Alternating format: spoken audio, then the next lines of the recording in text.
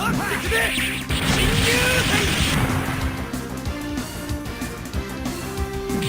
go! Ranku Hadouken! Niche Fighter Monday! Hello, my fine and sometimes furry friends. How y'all doing? Hope everyone's doing well on this Monday. Happy Niche Fighter Monday, everybody. Yo, what's going on? Yeah, Mohas, I do. For some reason, Twitch doesn't like updating in my Restream channel. Let me see if I can't fix that. Oh, that's why. Too many characters, so it won't update. Hang on. We got this. Dave. Skeletons and Mystery. What's going on, friends? Hope everyone's doing well. Welcome to the Digital Basement. It is Niche Fighter Monday. We are going to be playing some fighting games and playing some other games as well. We're going to be doing a little bit of fighting game adjacent stuff today.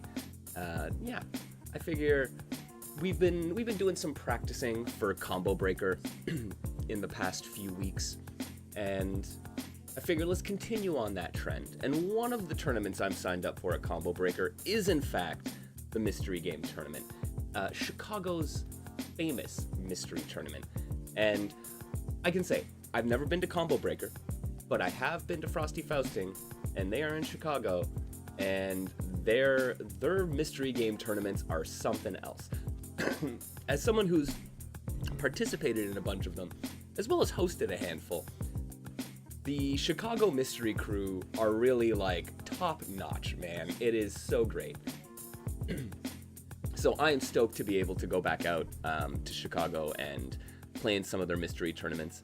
And I figure today's a good chance to talk about a little bit about what makes mystery games, what makes a good mystery game, and what makes a mystery game tournament. What even is a mystery game tournament? Some people might not even know. So we're going to delve into that, and then hopefully I'll get some suggestions from you folks for good mystery tournament games. And we will boot them up and try to get some practice in, because it's one of those things. You can't really practice well for a mystery tournament, but you can kind of give yourself the best odds, right? So a lot of what we do here, I mean, the niche and indie stuff, these games pop up regularly in mystery tournaments. The Combo Breaker and Frosty tournaments have had games like Arcus Chroma and Schwarzer Blitz, Motion Sickness. I believe Robo O was in there one year, Chianta. So, Super Gem Fighter. There's a ton of that stuff, right? Like, I think there's some good like quintessential mystery games, I think. And but we're gonna talk a little bit about that, like what makes a good mystery game. What about these games cross over with fighting games?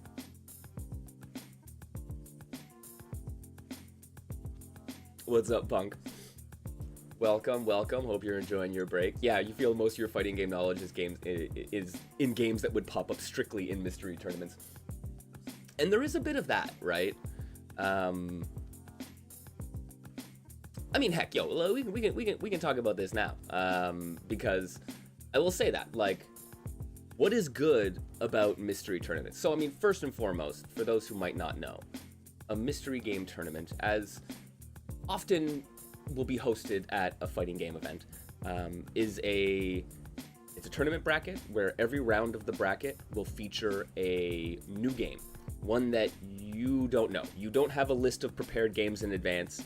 It's a mystery what you will get, right? So round one of the tournament, everyone who plays in round one gets the game A, right? It might be Schmeiser Robo or Zero Divide or something like that, right? And then the next round, it might be Twinkle Star Sprites, the head-to-head shoot-'em-up game, right? Or it might be Puzzle Bubble, right? And you'll get a series of games. You don't know what you're gonna get, and I mean, it is an amazing experience. And I think first and foremost, like, the reason I started hosting mystery tournaments, and in fact, the first tournament we hosted in the digital basement was a mystery game tournament, was Mugen Mystery. And one of the reasons I did that is because I feel like it puts everyone on a bit of an even playing field.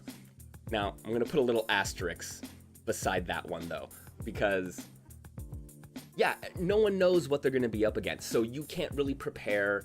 It's very likely an obscure game that you haven't played before. The asterisk comes in when it's a game you have played, right?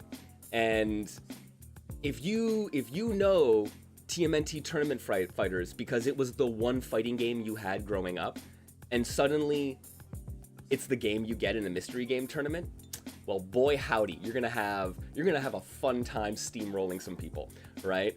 But only for one round. So that's kind of the trade-off, right? But like, generally speaking, it's kind of an even playing field, right? And I think that's really great because it's a low pressure situation for people to compete in a fun and interesting way at a fighting game tournament. So I love that, for one. Grav saying, yeah, you love how mystery games are often not about who knows how the engine works, but about who can find the funny button first. Yeah, and that's the other part of it, right? So like, I love something something low stakes that I can engage in at a tournament, right? Where I don't have to feel like I have to practice. I'm not really worried about going 0-2, right? Like, there's none of that kind of pressure, right? And that's the other side of it. You get to really experience some wild stuff because you get these obscure games, because you get these games that most people don't usually play. You end up in a situation where, yeah, no one knows what the heck is going on in the finer points of the system. So you find that funny button, and either A, once again, you're going to steamroll someone because no one knows how to fight against it, but also you get these wild interactions, right? And I don't know, I've just seen so many hilarious instances of games working in ways that you wouldn't necessarily expect them to, right? And then just hilarity ensuing, right? So it's great as a competitor, it's great as a spectator. There's so many cool things about it, man. Yeah, the round robin format really opens it up. Right, I've seen like, yeah, Swiss and round robin mystery tournaments. I think at most, especially large events, like talking about this in the context of Combo Breaker, there is a 128-man cap on the tournament, I believe, and for good reason. The amount of hardware they have to use playing on, you know, real consoles as far as they're able to takes a lot of organizational. The bracket format, because you have to have all these games and you have to have backups and you have to have, you know, a bunch of different things. You have to consider the layout of games in your bracket, right? You are not, it's one thing to be like, okay, I'm hosting a Pocket Bravery tournament, right? But it's another thing to be like, I am hosting a tournament that I have to kind of like tell a story from round 1 through grand finals, right? And the kind of games that you get are gonna ebb and flow. If you just got Street Fighter and then, you know, KOF 99 and then you know, Tekken 5 and then, right? Like, that would be cool, that would be interesting, but it kind of misses a lot of the joy and the beauty of mystery tournaments, which is that you get this really broad, wild selection, right?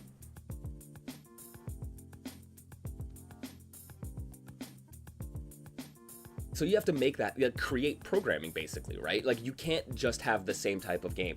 So you need games that people are familiar with, games that people will recognize. And then you go on to something that they have no idea what it's like, and it's like bonkers, like just like throw shit at the wall kind of stuff, right? You go into various genres, right? You start going super adjacent, right? You bring in whatever, like submarine warfare games, and you bring in you know, extreme G racing, and you bring in that kind of stuff, right? But you have to have it ebb and flow so that someone there for mainly fighting games doesn't get bored because they're like, these aren't fighting games at all, but they can see a little bit of the fighting gaminess in those adjacent games, and then they get pulled back in by seeing like whatever, Mace on the N64 or War Gods, right? And then they're just like, oh my god, I do slightly remember this, right? And then it's way more fighting gamey and it brings them back in, right?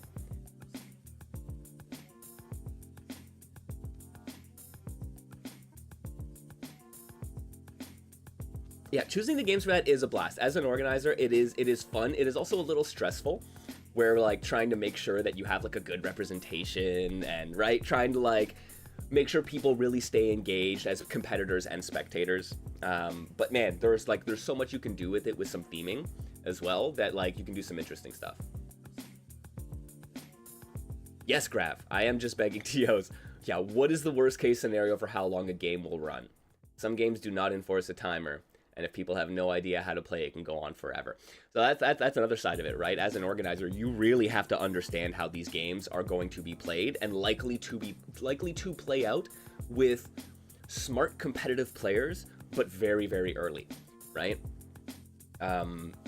It is. I remember the like trade show previews and tests, play tests for Marvel 3, right? And like vanilla Marvel 3, right? And it was a situation where people were playing and almost every match was coming to a timeout, right? And these were good players. These were people like, you know, Keats and Ski Sonic and right, like the big TVC players, people who understood these games. And they were all timing out and going really long, right? Flash forward to the next play test and there are no more timeouts, right? Game comes out, there are still timeouts in tournament, but that lasted a few months and then everyone got used to the game and started playing, right? And that kind of went away. But in a mystery tournament, you have people who are oftentimes playing these games for the absolute first time ever knowing their existence. So how they're gonna play is probably gonna lean towards those kind of timeout things, right? 25-minute puzzle fighter first to 2, Jesus. That is wild, man. Right? And so yeah, if you're not careful about that, you end up in a situation, right? And sometimes you can just like really kludgily just add your own timer on things and be like, look, man, a match is never gonna go beyond 5 minutes because we're just gonna time you out and end it there. Right? And then just make some judgment, right? But that's less fun, right? Like you really kind of want to be abiding by the rules of the games. But it means that, yeah, you need to be cognizant of that, right? If there's an in-game setting that allows you to change something like that, I would say go with it, right? Even if it's not, and don't worry about that, standard format, right? Like for a game that has a competitive scene, it might seem weird to use alternate rule sets, but I would wager most of these games don't. And even if they did, it would make for a better experience in the mystery tournament to use alternate rule sets, right?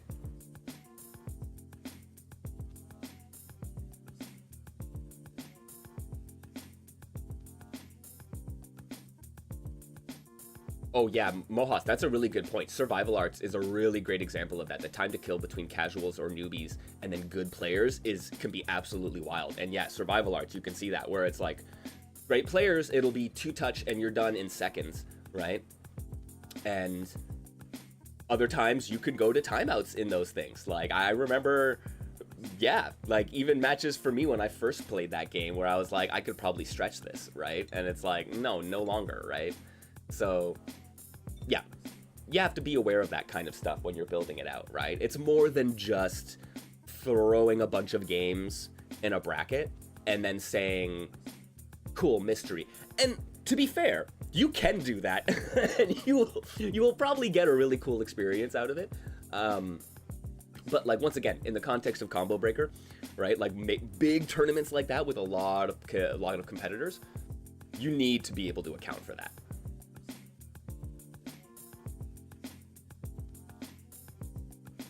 Oh yeah, Grab, yeah, if you don't fast drop, it's funny you say that. I've been playing a lot of Tetris lately, right?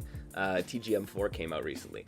And just, I have a video of me when like day one, when I first started playing TGM4, and a video from like last week when I played, and just the speed at which I play is insanely different, right? And I do not play that fast, all things considered. Like, I am very unlikely to make the speed requirements for any of the master ranks in TGM, right? But like, there are other like very, very competent Tetris players who will destroy me, who will just like play it literally twice the pace that I do, 3 times the pace that I do, right? Those are the great players. I'm not a bad player, but I'm probably above average, right? And so the average Tetris player, that's gonna be forever, right? Like, you could do a 6.5-minute clear in TGM4 of the standard mode, right? I probably do it in 12 minutes, right? I would say your average player, if they can keep up, 20 minutes, right? And extrapolate that to fighting game tournaments, man, or like competitive games, other competitive games. You're in trouble.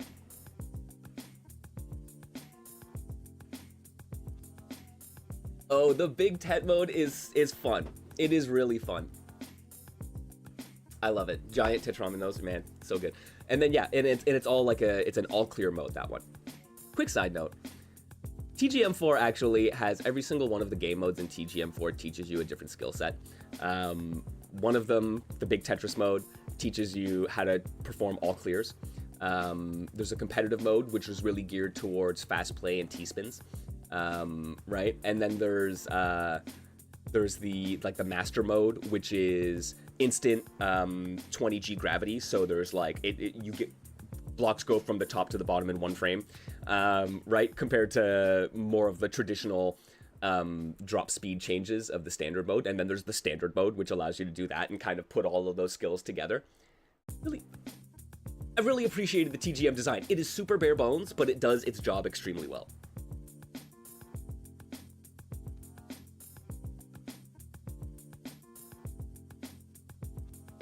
Okay, I was saying one of the reasons they're a fan of BB Tag, everyone having the last minute of the game give everyone residual meter. One of those things to expedite the end of game situation. If it's gonna drag out for too long, you can do this stuff, right? Yeah, there's some stuff that like designers do in order to like accommodate for that stuff. But when you're looking at like hundreds and hundreds of different games, like head-to-head games that you're gonna be choosing for a mystery tournament, ooh man, that's a little bit different, right?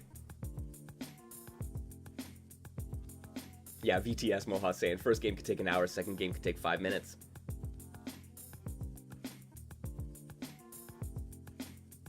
But like there's a lot of, so like I don't know, so that's what kind of like is a mystery game tournament, right? But like what makes a good mystery tournament game? Man, there's, I think basically, I mean like this is once again in the context of fighting games, right? This is a fighting game tournament. Fighting game community often hosts these things. There's a certain head-to-head dexterity skill-based aspect of it, which always comes into play.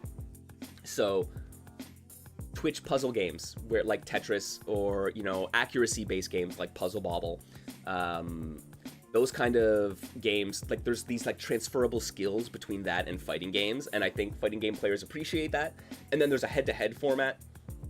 And so when you create a bracket which then parallels the rest of the fighting game tournaments, that becomes a real great experience, right? So like there are certain types of games that are going to naturally fall into that category of being really good mystery games.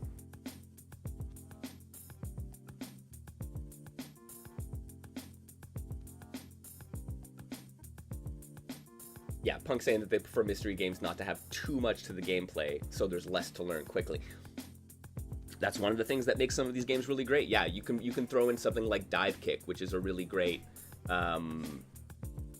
mystery tournament game, in part because there are no combos to speak of. The controls are fairly accessible and approachable. So you're not, the determining factor for winning usually isn't big combo strings or understanding the finer, right? No, well, it is understanding the finer points of the system, but you get access to that right away, right? Like you put out one of your couple of moves and you're like, okay, that's my rock, paper, scissors kind of thing, right? And it allows people to get into making and forming a game plan really quickly. So that's one of the things, right? Like being able to form a game plan really quickly and allow you to do like meaningful competitive things is really important for a mystery game.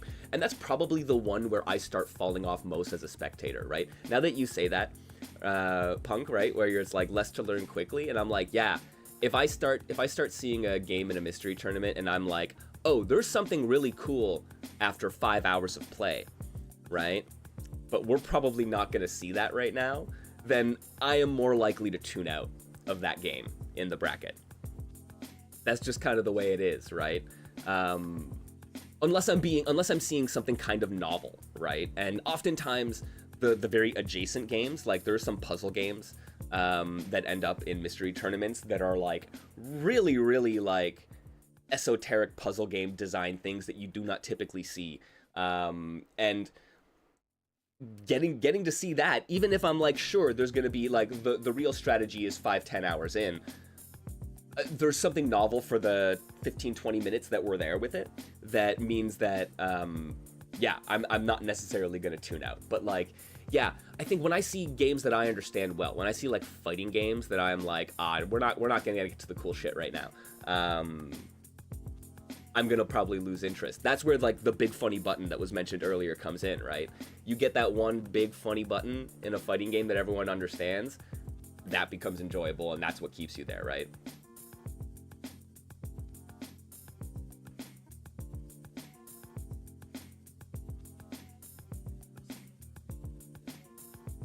Ooh, that's a good comparison, Mohas. It's like limited to Magic. You run into simpler mechanics, have to use them to your advantage, whereas Constructed is more about using the best stuff in your arsenal, right, in the most optimal way. Yeah, for sure, right? And it's like, yeah, you're not really worried about optimization, you're worried about effectiveness, right? This is like, I've talked about like first order optimal strategies in fighting games, the easy stuff that works really well at the beginning of a game.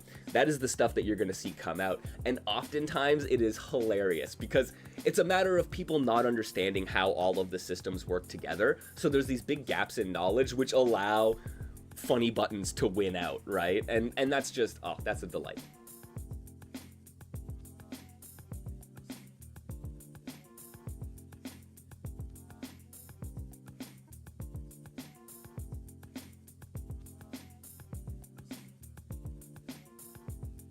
Oh yeah, Sam Show 2019 as a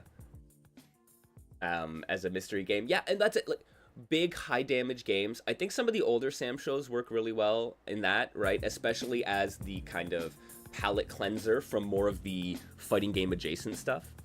But yeah, it is. They do tend to go by extremely quickly. I don't know. I'm mixed on that, right? Because there's really good opportunity for big funny button to win out. But yeah, if it's 1-2 hits and we're done, 1-2 hits and we're done, you don't always want to just blast through, right? It's the other side of you don't want your round to drag on, is that you don't want it to be done and have it be an unsatisfying experience for the competitors.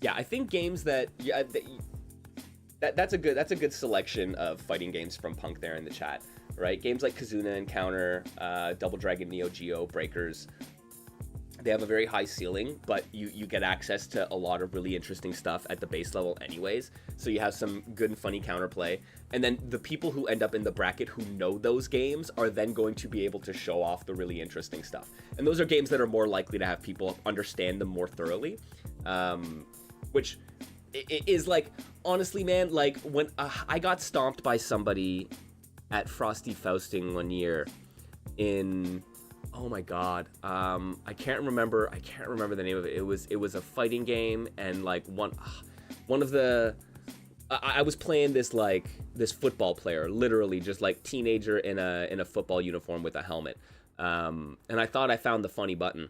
And it turns out I was up against somebody who actually knew how to play that game, and they just absolutely walloped me. It was such a bad showing for me, but it was hilarious. It might have been Alien Challenge, but it was hilarious because like they very clearly knew what they were doing. And at some point, I just looked around and like, Zagrand was next to me, and they were just like, "That's what it's like."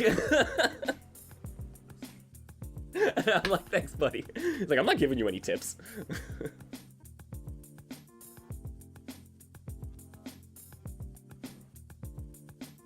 Right? Them's the breaks, right? And that is one of the great things. It's like sometimes you end up with a game that nobody knows and you manage to figure it out first, and that is really satisfying. And other times you end up with a game that you do know and then you get to show off, and that is also kind of satisfying, right? And even from the receiving end of that showing off, it's, I don't know, it's a fun experience for me, right? Like I'm waiting for the day when I end up in a mystery bracket and get like, I don't know, man, Resistance 2040X. And then, and I'm just like, GG's. GG's.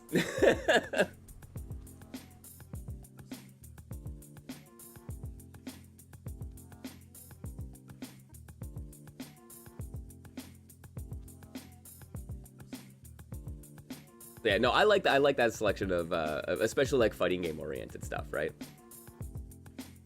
But you get some really weird, you get some really weird stuff, guys.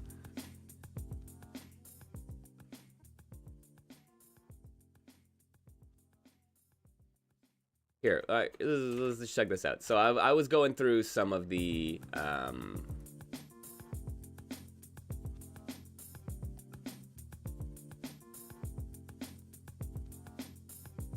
gonna show up. There we go. I was going through some of these.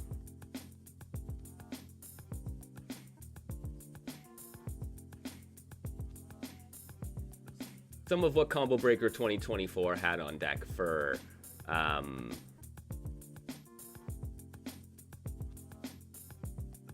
their mystery tournament. You almost got, oh, Sailor Moon Essence mystery, if only, right? Like, that's it. There are some of those opportunities. Give me Robo-O. Give me Frostfire. But I'm like, I have never heard of Gururin, the match 3 rotating playfield puzzle game. Like, this looks amazing. Do not get it twisted. Like, I want to play this.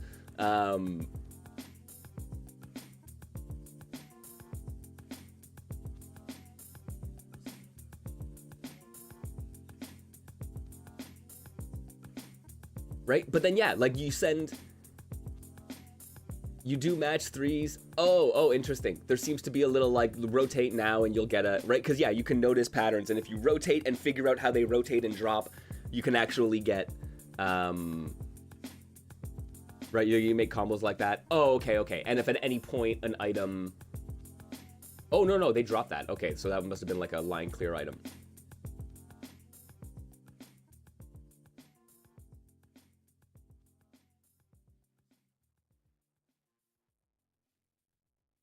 Right? But I'm like, what do you do? What do you do if you end up with a game like this, right? Like, you enter a mystery tournament as a fighting game player, and they hand you Gururin.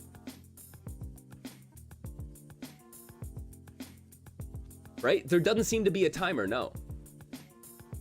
But yeah, I mean, it could realistically, if you're good enough at making clears, it could go on for frickin' ever, right? Because, yeah, there doesn't seem to be a timer.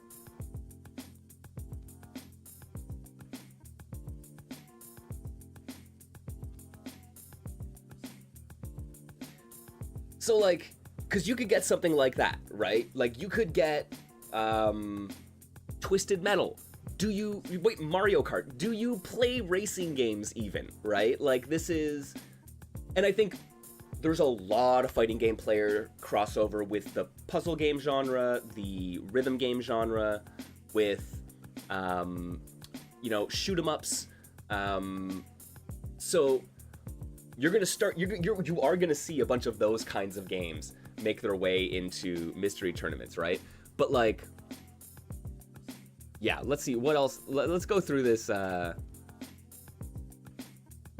else do they have, right? Moving on. Multi-bowl. Oh, wait. Oh, okay, it's like a multiple game. I think this is a randomizer section. Oh my god, is this a randomizer section?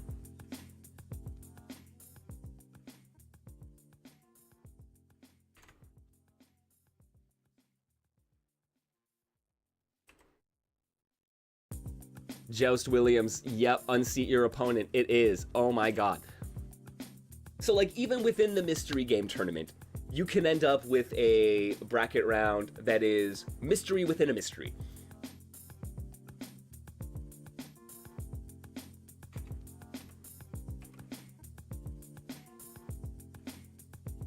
Oh my lord. Yeah, this is like an Intellivision collection or something. No, it's not. It's not just an Intellivision collection. All right. Yo, and then you...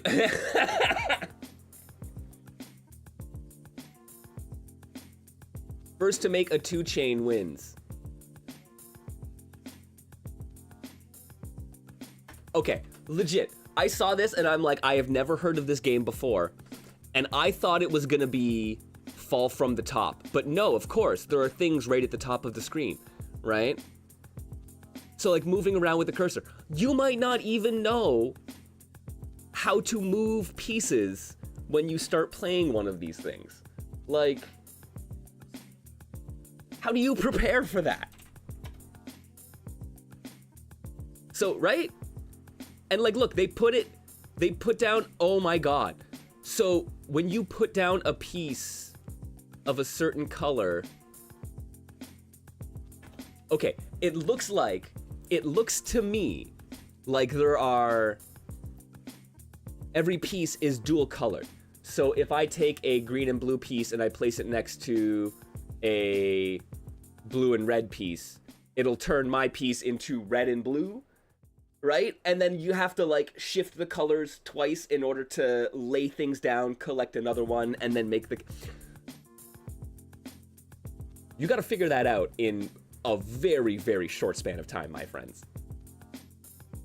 And like some of these games do make genuinely phenomenal mystery games, because most of these things are like, they're relatively intuitive. Like you don't know how you're gonna, like, you're not making a plan when you encounter something like this, right? But it's the, hey, I hit the button, oh, something happened, it did this, I try to do it again, oh, it did that. And you start making 2 or 3 connections and you end up making a chain, right? And then it's like that quick development process, man. It's like, it is one of the most entertaining things as a fighting game player, like that initial period of discovery. And so this is like rapid fire, like immediate discovery, right? So like if you're geared towards that as a player, it's, oh God, you could have a blast in this kind of tournament.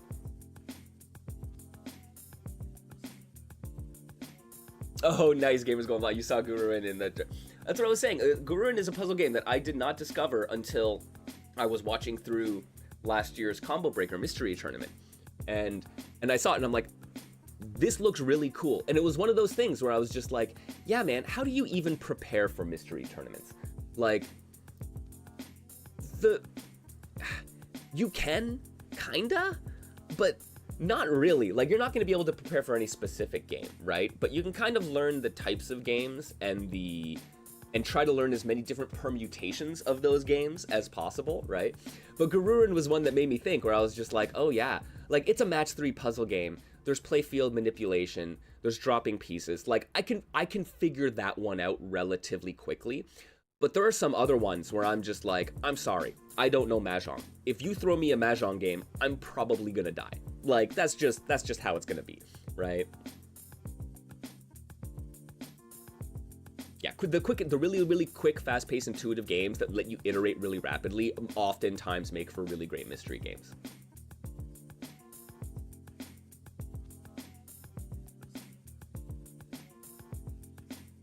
Yes, Puzzle Wednesday. I have not participated much in the community or in the tournaments myself, but I do follow them, and I do love seeing all of the puzzle game stuff that comes out of Puzzle Wednesday. So, yo, big shout-outs. Yeah, that is one of the places you can kind of learn about these things, right?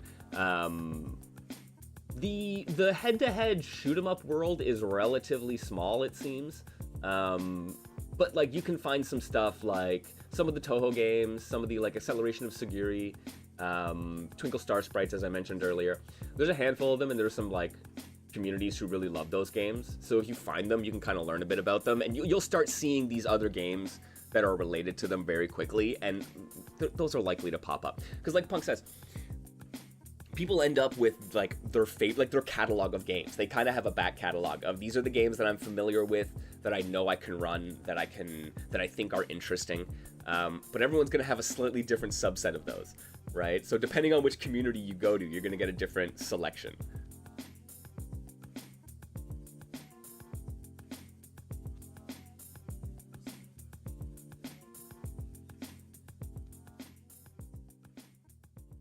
Oh yeah, here we go. So yeah, moving on, right? then you end up with Bloodwake.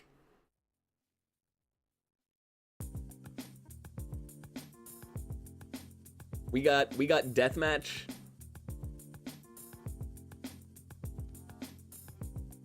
Deathmatch Battleships.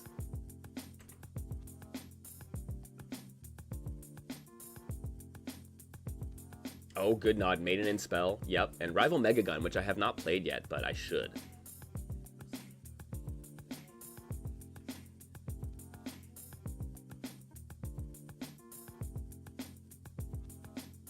I mean, you have to be prepared, my friends. Because then you might go on and get War Gods. Which is something that you're probably much more likely to have played than Gururin or whatever that money exchange puzzle game is that people are... I occasionally see pop up. Like...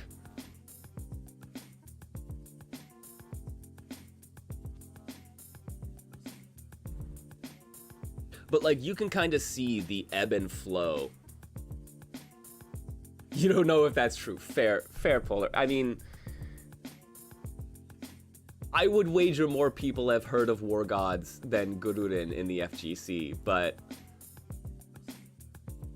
Money Idol Exchanger is a Neo Geo game? Okay, fair. Money Idol Exchanger might be more popular than War Gods. Gururin, I would wager, is not, though. I would put some money on that.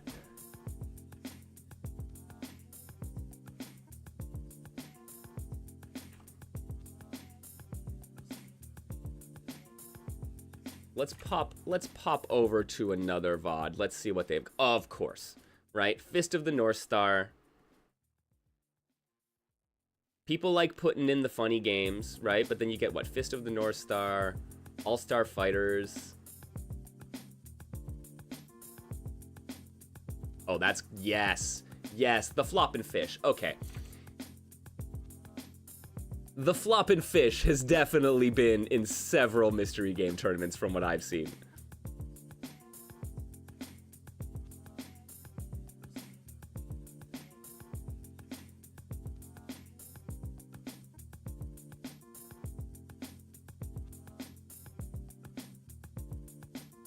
Yeah, is it really possible to prep for mystery tournament? Yeah, isn't the draw the fact that it's random? Well, no, and this is it, right? So you can't realistically prep for the list of games that you're gonna get in your tournament, right?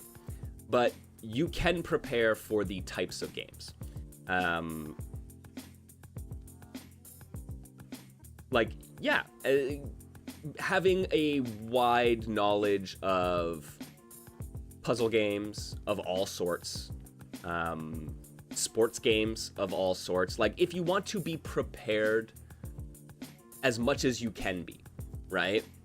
And I think there's like a lot of what like our community does. It really does prepare us for the fighting game end of it, right? Like, we will definitely have a broader knowledge of fighting games than I would say your average fighting game enjoyer, right? But like that doesn't prepare you so much. But going through these games, figuring them out quickly on the fly, right, with friends, that is kind of what we do on the regular, and so that's gonna help, right? So no, but like I don't think there's yeah, and I think you're probably right, KO, that I think some people would be like, it defeats the purpose of a mystery tournament to try to prepare for one. But I think it's an interesting exercise to try to have a good knowledge base. Like, every time I spot a mystery tournament game that I know, I feel like I have some insight, right? And whether or not that would actually give me an advantage in the tournament, who knows, right? But I don't know. That's kind of, this is a little satisfying bit of that. So like, man, if I can play some games just having fun, and then end up in a mystery tournament and be like, I got you on this, right? Like, I think that's a fun little challenge for myself.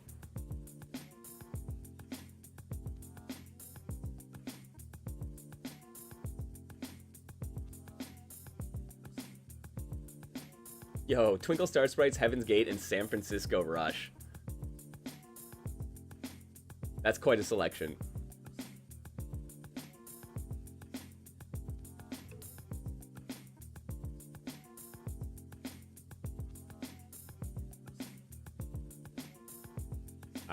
So, oh geez, I think I saw this live last year.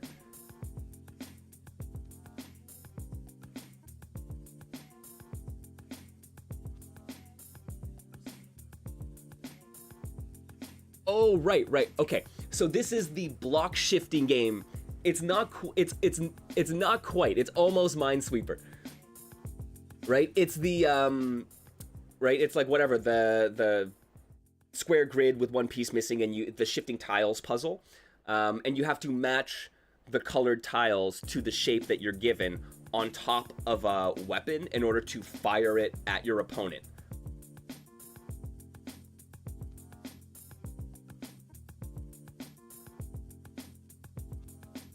Right? And then you can see, yeah, as you take damage, your battlefield becomes impacted as well, right?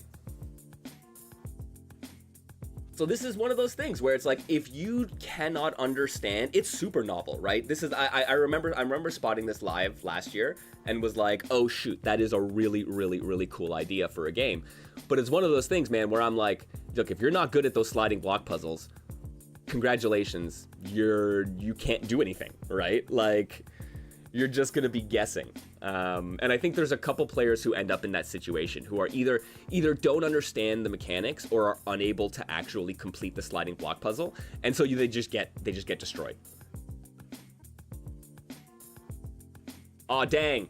And then Pokemon Stadium?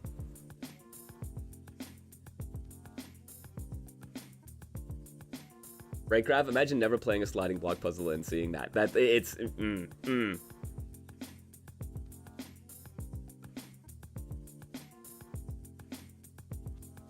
Do you remember your Pokemon Stadium specific movesets? Do you remember who gets which movesets? There's a silly one. I think the first Pokemon Stadium has like...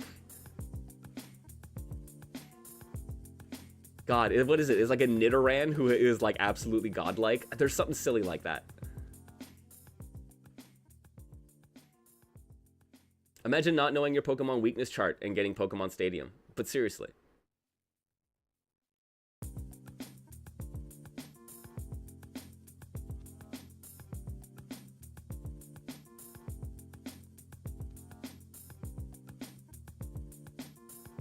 Yeah, KO, that's a good one, right? It's a mystery game. A goal of mystery game tournaments is to promote a variety of player skill sets, right?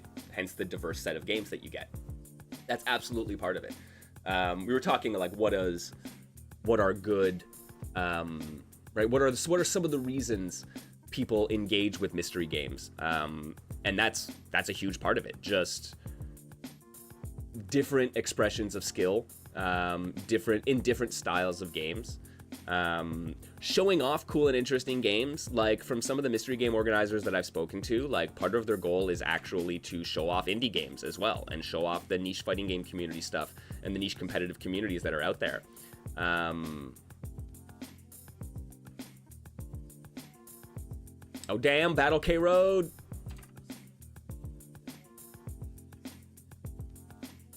Speaking of, yo, and is that?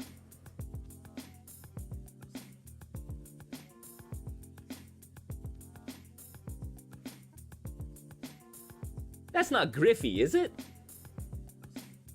No. So hard to tell sometimes. Beastly hairy beast of a man. I would get destroyed in Pokemon Stadium, right? No, there are some Pokemon like people who are obsessed with that game.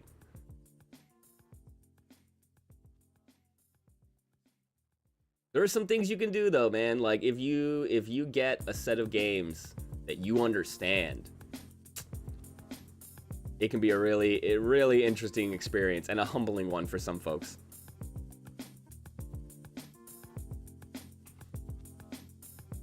Oh no, that's 2xKO. Oh, here we go.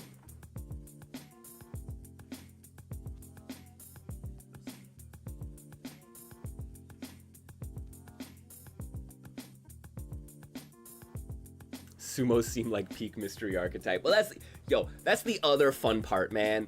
That is the other fun part. Being like, okay, who am I gonna pick? Like, you're just at character select, right? When you're sitting there at a character select screen and you're like, I gotta go into a tournament match here and I've never played this game before, what do you pick a character based on, right? I mean, I think it's safe to say you pick the sumo wrestler, right? The grappler is probably a good choice. You probably have some really strong normals, and if you can land a command grab, good night, right? And then, like, maybe a sword character? Dude, sword characters are strong. Like, come on. I'm picking Marth, all right? Like, if you give me the option, I'm picking Marth, and that's just how it's gonna be, right? And so, like, there are, like, they're not necessarily true, but there are some tropes about these kind of mystery games where you're like, no, pick A, B, or C, you'll probably be you'll be good. Right, but there you go. Then you get, like, Rich Girl, 50-50.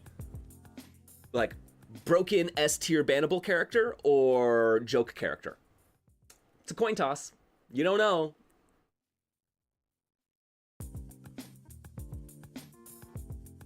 I feel like the nerds and the grannies are also similar in that, where it's like a granny character is either gonna like raffle stomp you or will be a total non-issue.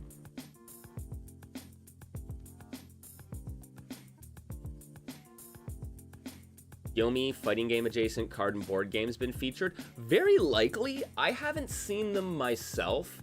There was a local mystery tournament that had Kerplunk as the grand finals, which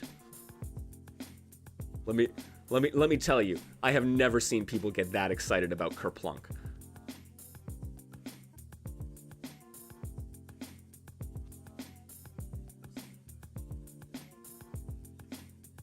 Yo, boxers are a very good option. Yeah, absolutely, right?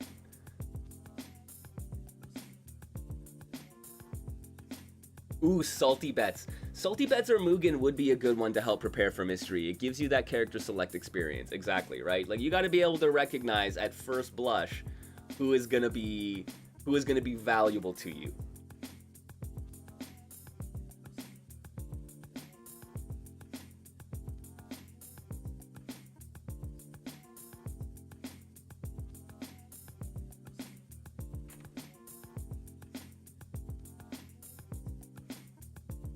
All right, moving on in this. Let's just poke through and see what else we got.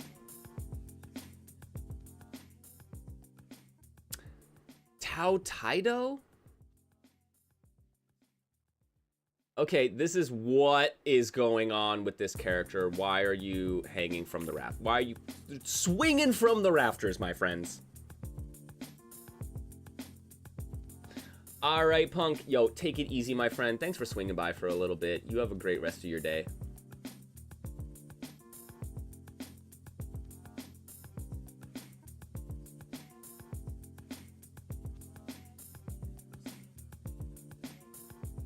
Right? Because, oh, what is this? Caveman's Stoneball. Stoneball. All right, it's Caveman Soccer. I think this is really where these kinds of games are where the mystery game folks separate themselves. I think the puzzle games are a big one. I think the sports games are another one. And then I think the really old school, dude, if you ever had one of those bar top touch arcade game things at like a coffee shop or a bar in the like early 2000s, if you've ever played on one of those things, that is a great machine to practice for mystery games, especially for puzzle games. You're gonna get some puzzle game design that you do not typically see anymore in there, from like the revealing pictures, like sectioning off sections of the screen to reveal pictures, right? It's like some weird like stacking, puzzle stacking, progressive elimination type puzzle games.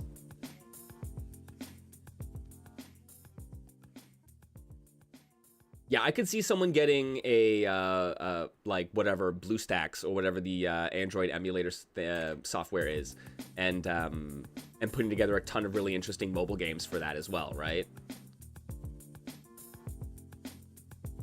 Dude, and then into the FPSs, you get Perfect Dark, yeah. You get some GoldenEye in these tournaments. Onto the racing games.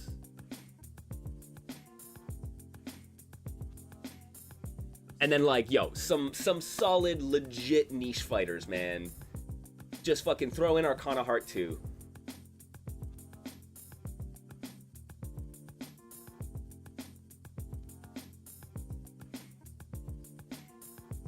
If I come to New Bedford, I'll get a burrito beer and a trip to the arcade. Sounds good. Make it a mojito, and I'm absolutely there.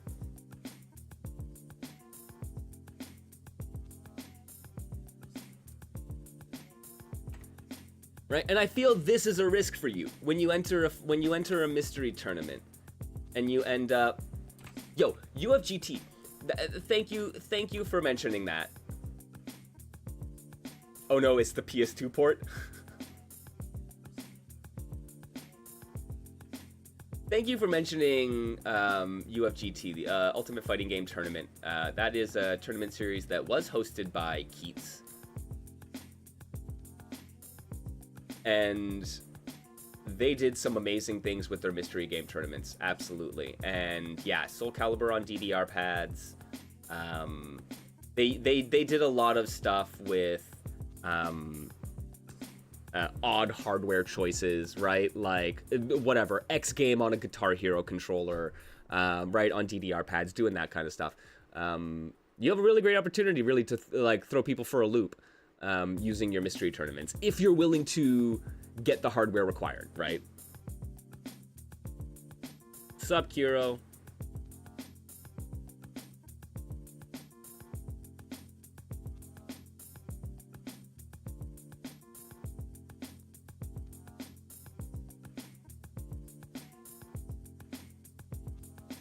And this is the thing, though, right? Like, if you were to give me pretty much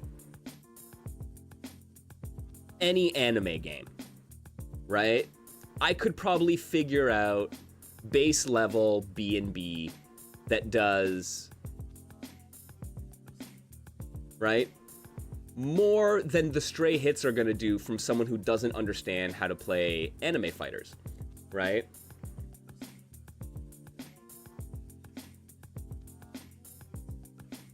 And it's little things like that. Yeah, knowing that homing is a big thing, right? It's like, okay, I played enough games with homing features that, yeah, I can probably intuit that. I could probably learn to use that a little bit more. You might be getting there a little bit quicker than everyone else, right? And really, that's what matters. You really do not have to be the better player in a mystery game tournament, but you have to be the one to get to an answer faster, right? And you might get there in different ways, but you just got to get there.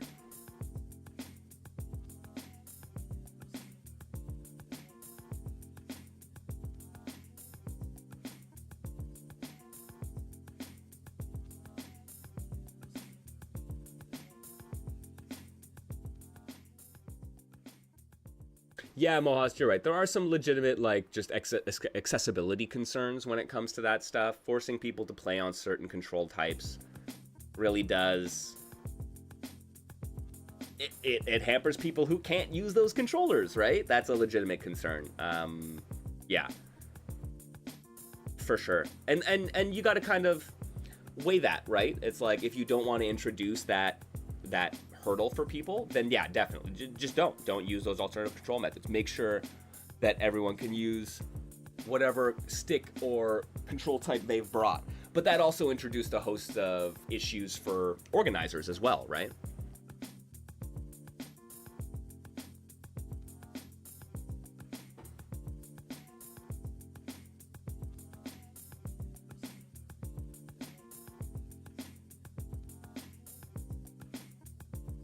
Yeah, no, fighting games, you're right. They're absolutely problem-solving issues, right?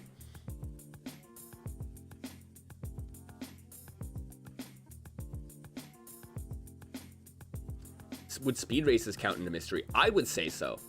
I would say that totally qualifies. right? I mean, once again, it's you have to consider I now need 2 stations for 1 setup, right? So it halves your throughput of like competitors you can actually run at the time, or matches you can run at the time.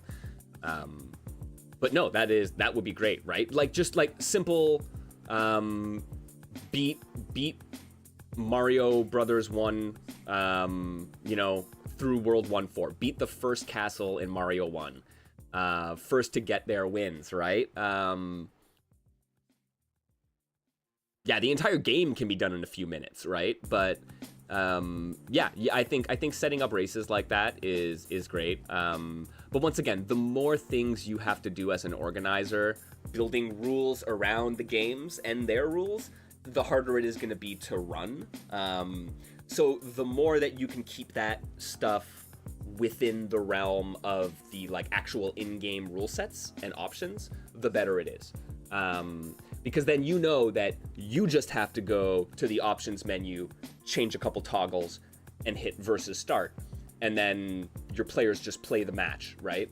And you're not worried about adjudicating on the fly for rules that the game does not take into account, right?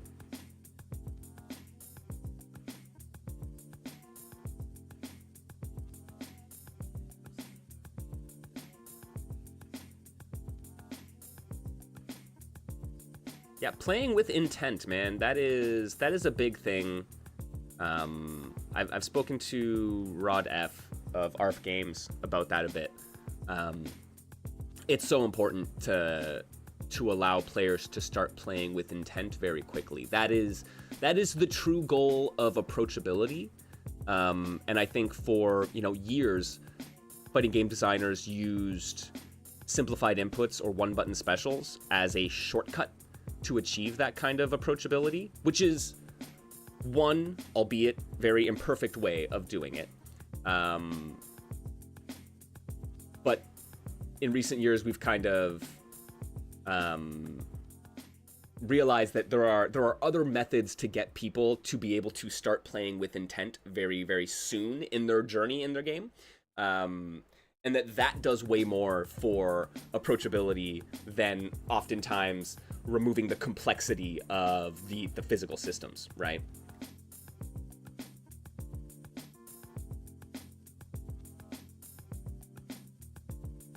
Interesting. Playing with intent means something totally different in tabletop. What does it mean in tabletop?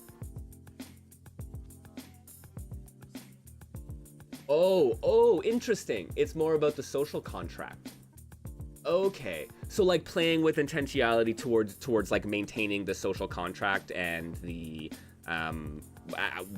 whatever, like shared suspension of disbelief, or right, like yeah, allowing the game to actually play in order because we have to work together within those rules. That's really interesting because tabletop games, right, like the rules are there, but they're all policed, right? Where board games have rules, video games have laws, right? You cannot break the law of a video game lest you break the game, or the game will only allow you to do what it does, right? So in a tabletop game, you can do things outside of the rules and outside of the understanding of the game rules, and the game can't stop you, right? Like, you can start putting tokens down on the game board and say they do various things. You can't do that in a video game. The game does not allow you to put the tokens down, right? Like, you don't touch the ball with your hand in soccer because it's a rule. You don't touch the ball with your hand in FIFA because it literally doesn't let you.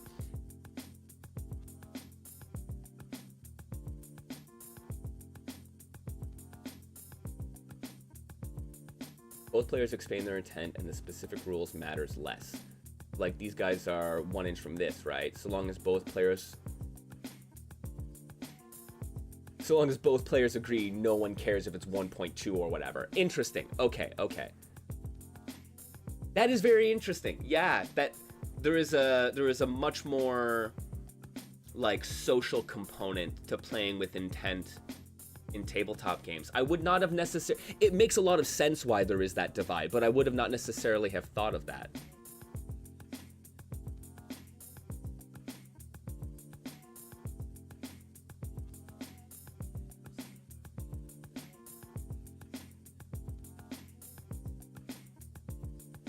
Even with fighting games, when they do accessible controls, there's still this lack of knowledge or mechanical nuance. Yeah. Yeah, games like Fantasy Strike let you do a pretty good job of letting you know what its mechanics are about. Other games, sadly not.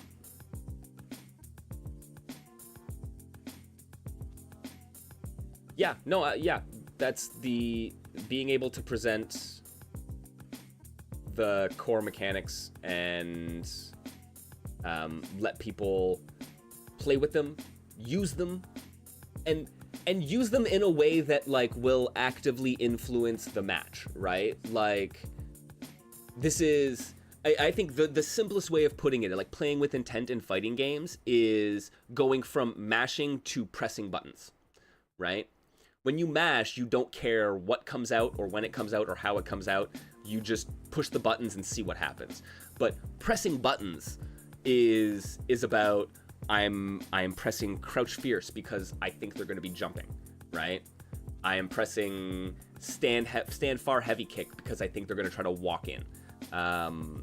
And the quicker you can explain to a player that someone walking in or someone jumping in is going to be a threat to you, and you have tools to counter that, right? Like, this is why the like ease of approachability with like single button specials is why. It's because having your specials gated behind this other thing that you have to do the thing that you have to understand is like, how much value is there in that? And for some developers, there's not much value, so they would rather cut that out. And for some players, that's not the interesting part. That's not the part that engages them.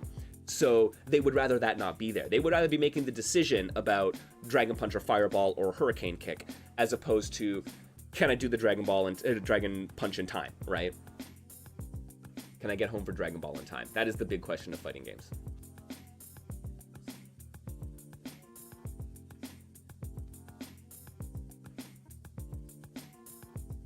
Yeah, true in refereed sports as well. Soccer players always take a little bit of slop distance to throw-ins and kicks. Often the refs in pro-level games let you get away with it. In amateur levels, though, funny enough, the refs might be more strict about it. Yeah, right? That's it, right? It is one of the fundamental differences between video games and other types of games and sports, is that there are laws, like I said. And I think if you think about the difference between the FGC and the Smash community, right? I think a large majority of the difference in culture between FGC and Smash comes down to laws versus rules. Smash is a game and a competitive format, has so many rules placed on it outside of the bounds of the game. Whereas fighting game, the FGC, typically just abides by the internal laws of the game, right? And even when Smash allows you to do things by law, oftentimes there will be rulings against it. Flaming out, timing out, right? Like stage points, like stage counter picks and stuff like that. There are all these factors that are self-imposed rules, and they live within that world. And I think it allows the community to make decisions which are fundamentally different than what the FGC does. And I think that's the big point of contention, or the big point of difference between those two groups.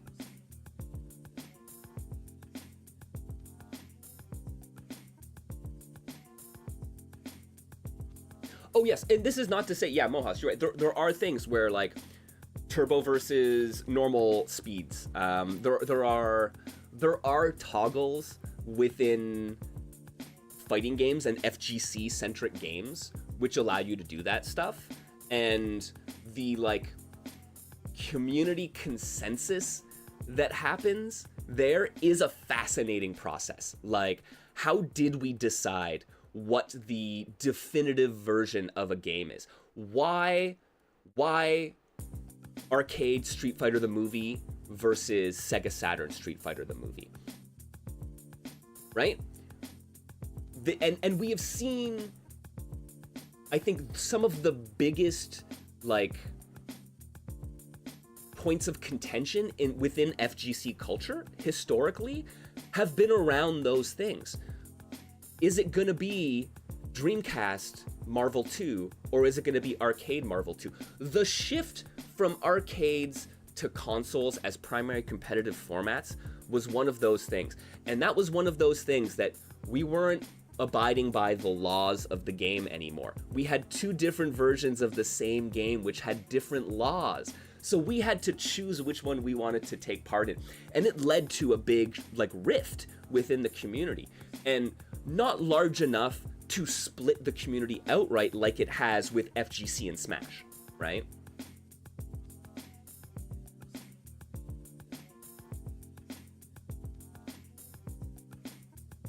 Yeah, and that's why KO's saying that's not why they're a fan of Smash as, like, a competitive fight. There's a core difference in values that fighting game, the FGC and the Smash community have, and I at the core of it, it really is, like, law versus rules. It really is a desire for some people to...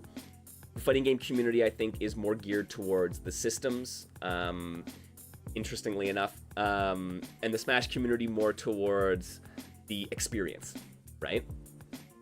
And so the idea of laming out is bad for the experience, we're going to make rules against it. Stages are too random, or items are too random, so we're going to make rulings against them, or to mitigate that, right? It's about the experience as opposed to the systems, right?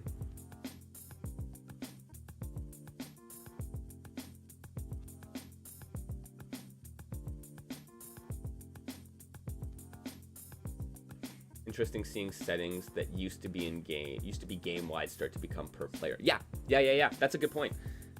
Using handicaps to nerf top tiers and make them viable and competitive, that's something we can do. And I think when we start using the tools at our disposal within the games, working within the laws of our games, that people are much more likely, within the FGC, are much more likely to engage with it in good faith, right? But we do end up in these situations where there are rulings that we have to make, right?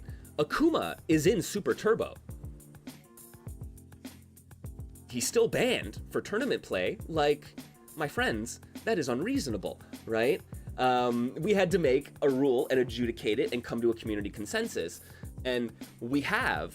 But, like, there are some very, very obvious examples of when that kind of adjudication needs to happen in the FGC, and then some less obvious examples people don't really talk about as much because it's a little less comfortable talking about it in a way that we can all agree on.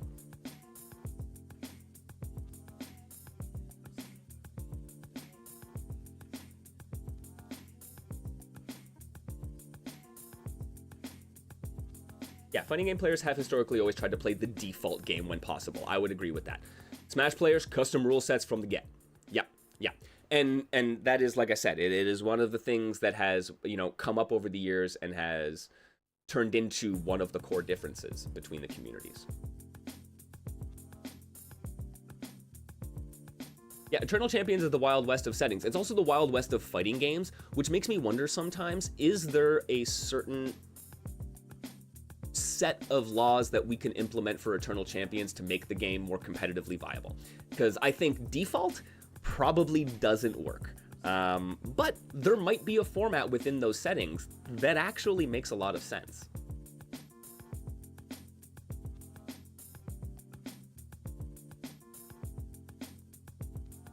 Oh, dude, I forgot about that. KO pointing out when Pokken first came to console, due to the nature of it being a Nintendo game, Smash players tried to dictate rules by removing assist Pokemons, since Smash didn't allow assist trophies.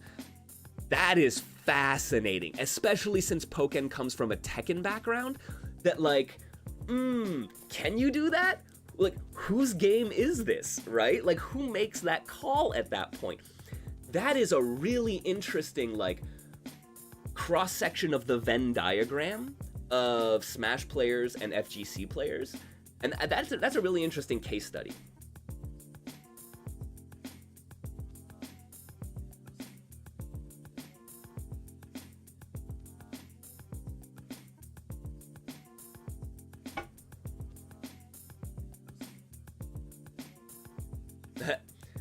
I love it, Warthog.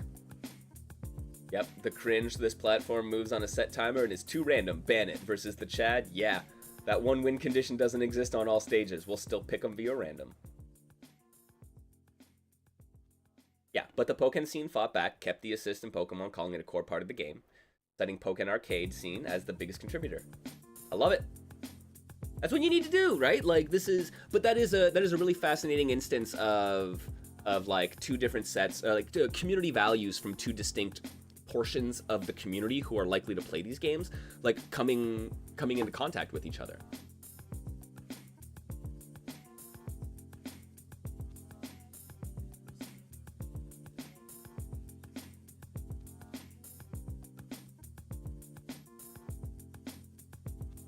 Warthog, that is phenomenal. Memorizing the transition times on Smash stages and using them to actually effectively do combos. That is one of the things that, like, for me as a competitive player, what interests me about Smash is that variability, is the ability to adapt to the constantly changing scenarios, which is why I think randomness is a core part of Smash, man. Let it be, right? And I think I would personally enjoy the game a lot more competitively if that stuff was left open, if there were more random stages with more stage hazards, right? Once again, there are rules that you can put into, like, different levels of randomness and different, like, frequency of items. I would be more comfortable as a fighting game community member engaging with a competitive game that played within those laws, as opposed to turning them all off and then adding in extra structures, right? But, like, that's really cool. Like, using those stage transitions is really cool, and there are so many more stages in Smash that you could do really cool and interesting things with from a competitive player perspective that are just like, no, you're not allowed.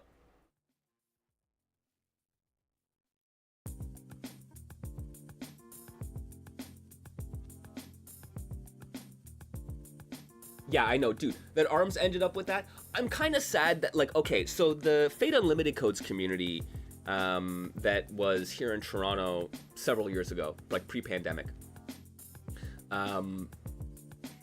is amazing, first of all. Love those folks. What's up, Titanium? But, like, Fate Unlimited Codes is also a game. It's a 3D game, and stages matter, right? There are different stage layouts and different corner types and different wall types, and some characters benefit greatly from some stages and others do not. I hated that shit. I wanted nothing to do with stage counterpicking and knowing what the size of the stage was and which was my optimal corner, so legitimately, I just didn't.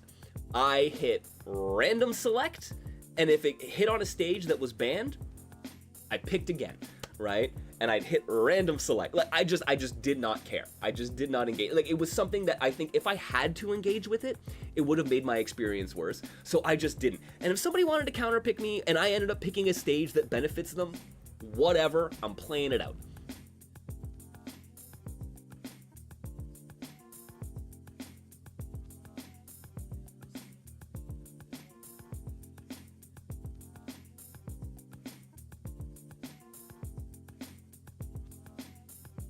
Yeah, so there are stage bans at the very least in the Toronto top tiers community. We engaged with stage bans. We also had the discussion as whether or not to allow one button supers and one button specials. And it was not until somebody picked the grappler who gained access to a one frame, one button, like walking forward command grab super, which would end your life and could reach you from round start. Like, as soon as someone pointed that out, we were like, okay, maybe not on the 1 buttons. But like, and we did it. And at first we allowed 1 button specials, and we said whatever for the stages. But as players got better, it quickly became apparent that 1 button specials were probably not something we should allow, and that stage selects are definitely something that you need to consider for higher level play.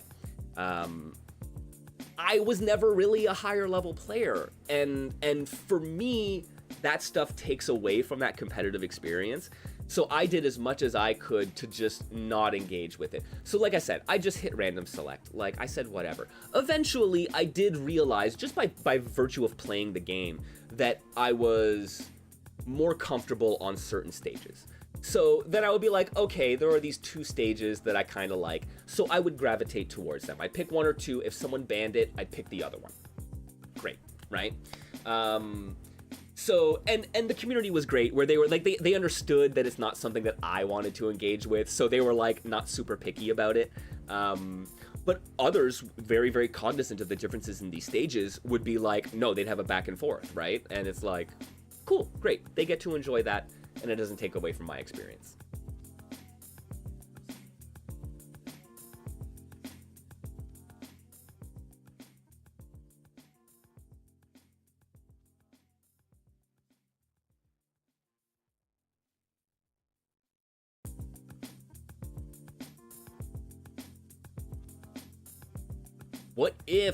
What if, oh, I think that is currently the one truly like unexplored avenue for tabletop fighting games.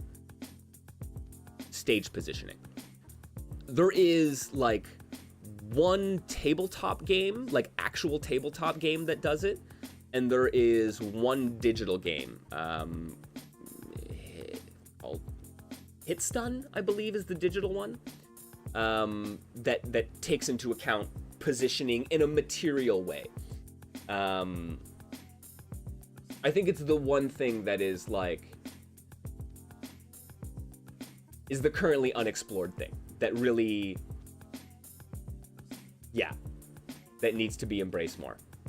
Maybe I'm so ashamed, Mohast. I'm so ashamed.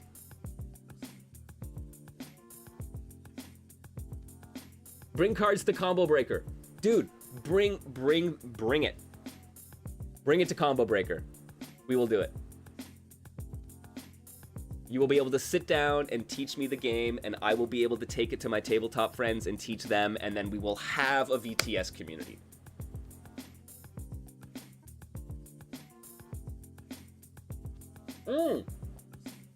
Yes, Warthog, that's right. I completely forgot, yeah. Your versus Game Jam board game has the potential for different stage setup. That was really cool. Man, I gotta say, that prototype of yours is like, it's like the Warhammer of tabletop fighting games for me, man. Like, I saw that shit and I'm like, oh, this a crunchy game. And like, I would really love, I don't know, it might be a little too crunchy for me personally, but I would love to see some people delve into that, right? Because that is a really cool concept.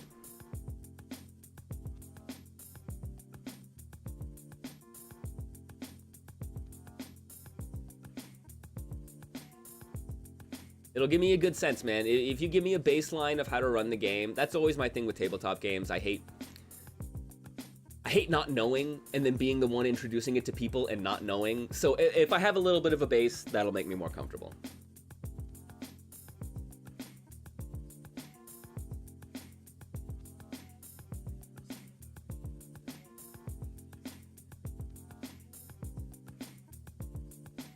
No, there's a lot of really interesting stuff happening in the tabletop space that, like, for fighting games and head-to-head games. I've noticed a bit of an uptick in, like, not only head-to-head, but dexterity-based games in the tabletop sphere in the last 5-8 years, which gets me really excited. I like the idea of some more dexterity-based games, and I like the idea of more head-to-head games.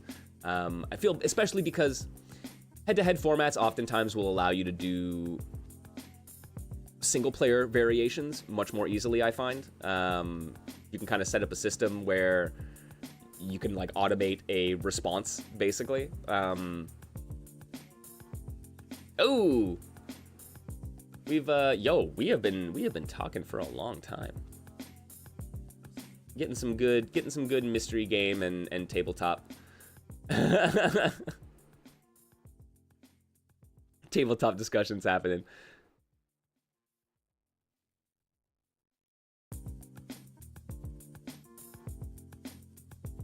All right, I'm gonna take that as a sign. I'm gonna go down a teaspoonful of honey and grab myself another drink. And then we're gonna come back and we're gonna fight some skeletons. And what we're gonna do is we're gonna play The Skeletons Are Fighting from Steamy Dev. We checked it out a little bit last week. We're gonna dive into the trials a little bit this week. And while we do that, I would like you all to give me a bunch of suggestions for what should I play to prepare for mystery game tournaments. Because I'm going to be competing in the mystery game tournament and Combo Breaker, and I kind of want to get a good base level of understanding of different types of games. I think I'm going to start by booting up Guruden after the Skeletons Are Fighting, but I want you to drop some suggestions in chat, friends. What have you seen in mystery game tournaments that you liked? What are some like good types of games to play to get like a solid base before going into a mystery game event? So let me know. I'm gonna grab a drink. I will be back in just a couple minutes, my friends, and stick with me. I'll see you in a few.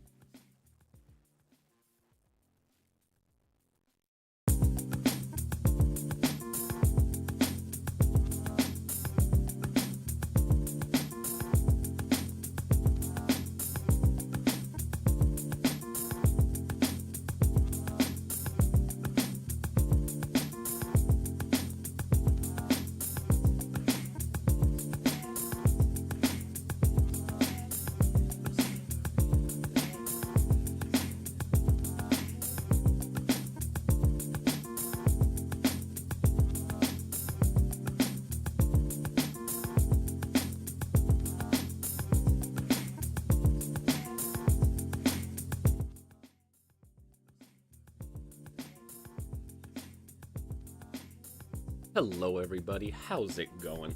Mr. MKL here. We are chilling. It is Monday afternoon. Happy Niche Fighter Monday. Thank you for joining me here in the basement, folks.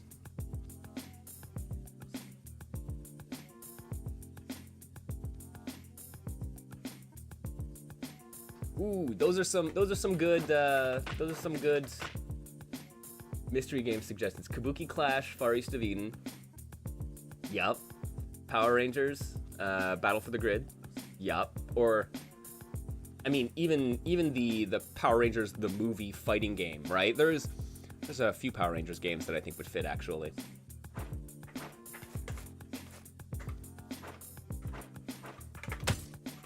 Alrighty. The skeletons, they are fighting, my friends.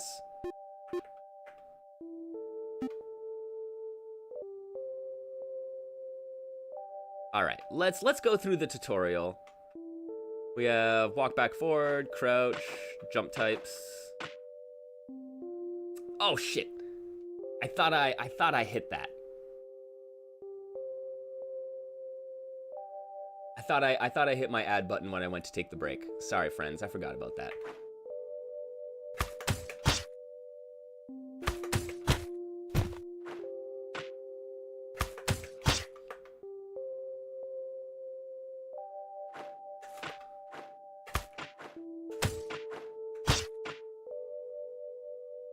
You got beat up in Battle for the Grid just yesterday?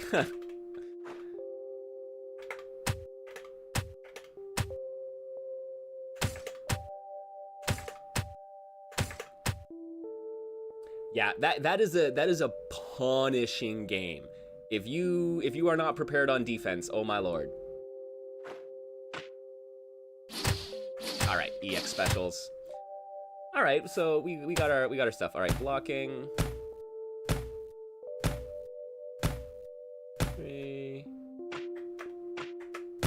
Overhead, overhead, overhead. All right. Yeah, you were talking about the other one.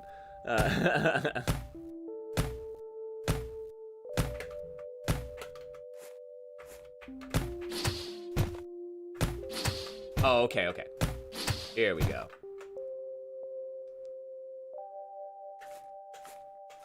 Yeah, I need to play that money exchanger puzzle game. Oh my lord, I really actually do, because I need to know how that works.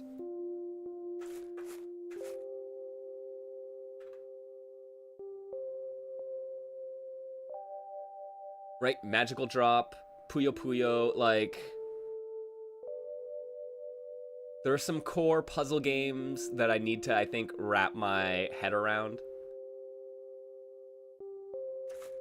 Okay, so we were checking this game out last week, right? So it's, 3 buttons, light, medium, heavy. We have a dodge, a U button, which is dodge, throw, and also works as our guard break, or guard cancel, sorry. Oh, is it basically the same as magical drop? Okay. That's helpful to know. And so yeah, you in a direction. Dang it.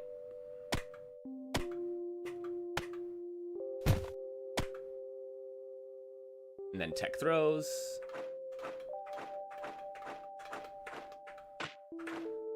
Dash jump. Oh, okay. So dash and then jump, we get extra distance on it. Okay, so a little bit of mobility stuff. Runs. And then you can act out of it, but you cannot block. Okay.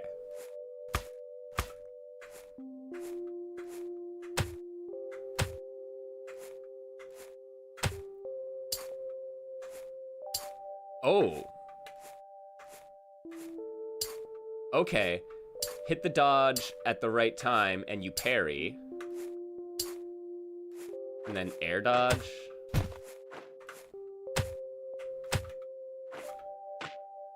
Okay, we have dodge in the air as well. Here we go, parry.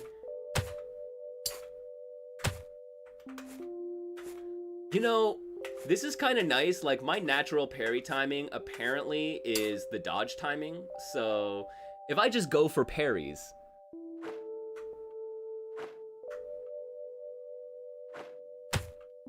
Oh, I see.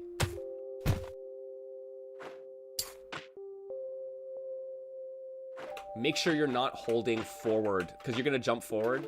Don't hold forward, because forward U is throw. You have to be in neutral to do the dodge slash parry.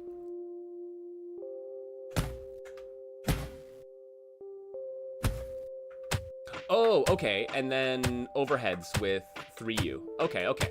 So it really is just like the big utility button. Okay. Because you also have supers on them.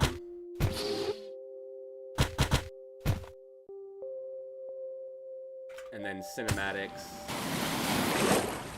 Awesome.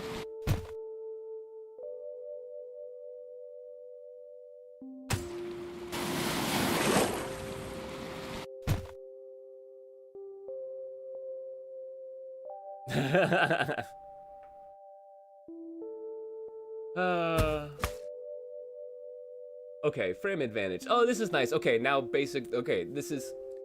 So this is like your fairly stock tutorial, right? Running you through the basic buttons.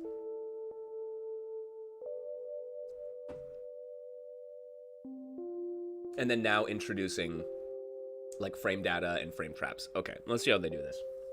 Who can act first? Known as advantage. Hitting someone while they try to strike you during said advantage is called a frame trap. Standing lights are usually advantageous on blocks, so try using them to frame trap an opponent. There you go.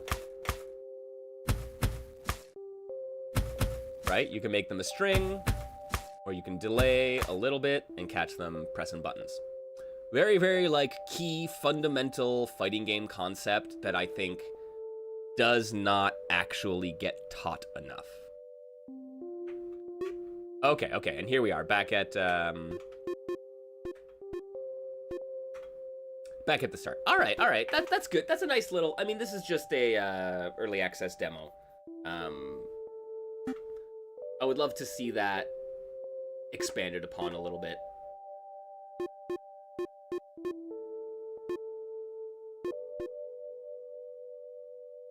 All right, I've been digging, oops, I probably shouldn't select the same character.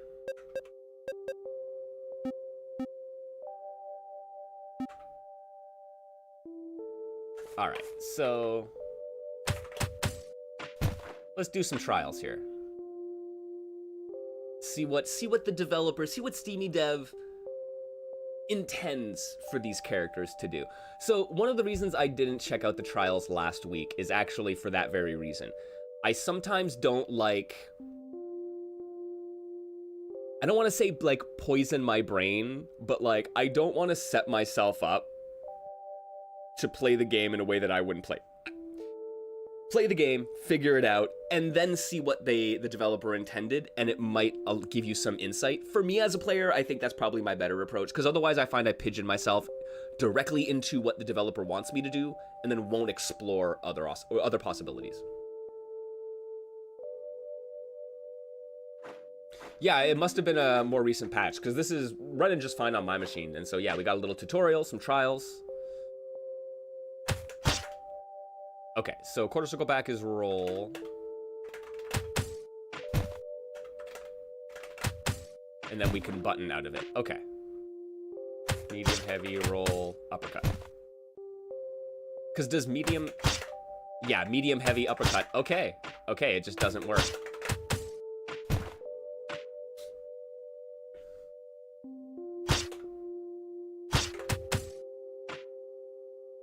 What is command list, up knife toss, 4, 2, 1.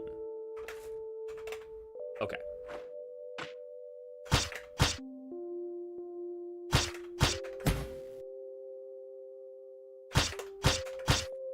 Ooh, okay.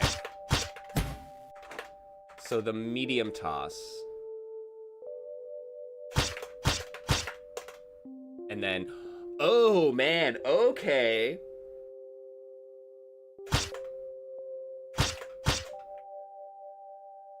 And his light roll, medium uppercut.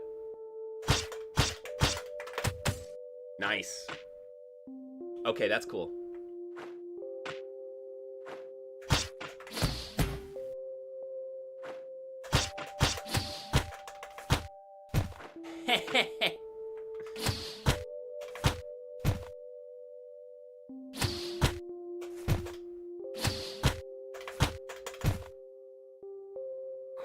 Okay, so H roll, crouch H, stand medium, heavy, knife toss.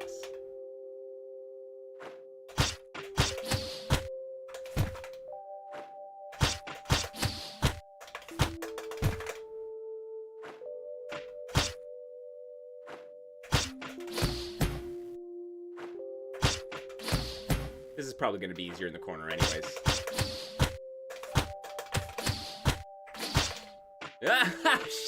Shit. Okay. Oh, man. I'm kind of sad. I'm kind of sad that that didn't accept it. I got all of the... No, Did I not do the... Okay, hang on a second. Okay. I like it when trials allow you to insert other things and still complete the trial.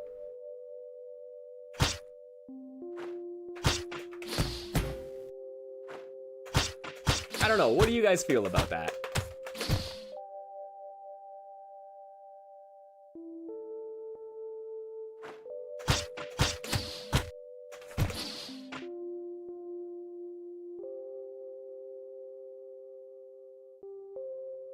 Already investigating money changer. I love it.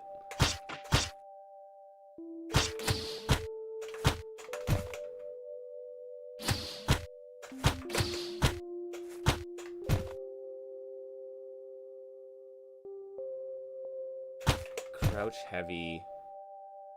Wait, heavy roll. Crouch heavy, stand medium, crouch heavy.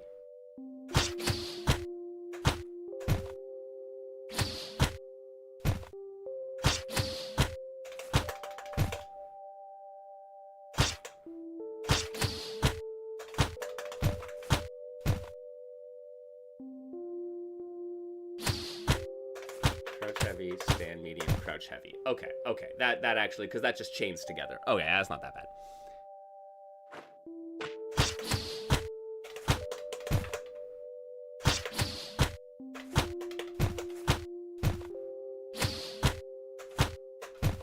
Okay, I gotta learn the timing on the medium kick, because it's crouch heavy.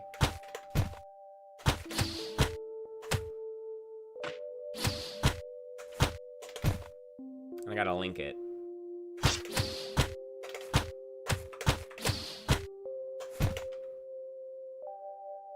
Okay. And then into the uppercut. Damn! Okay, that's a lot of roll cancels, man. Who's a CVS2 fan here?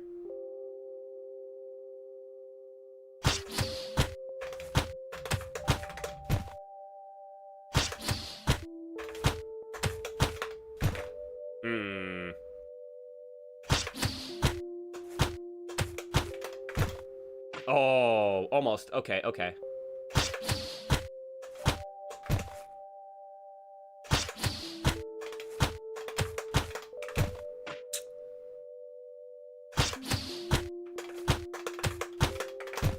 Oh, really?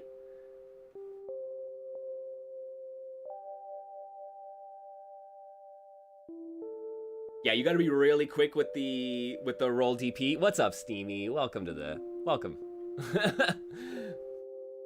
You might have been in here earlier on and I just missed you, but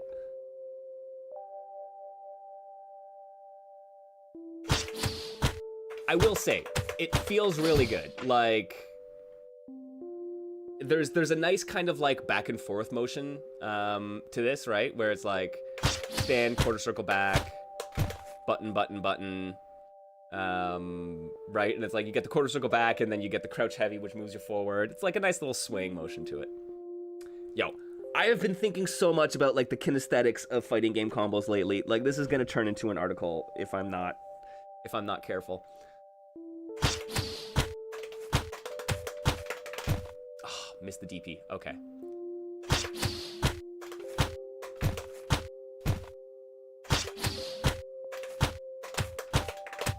There we go. guess, oh yeah. I was waiting too long. You can really cancel, like, immediately out of the roll, can't you?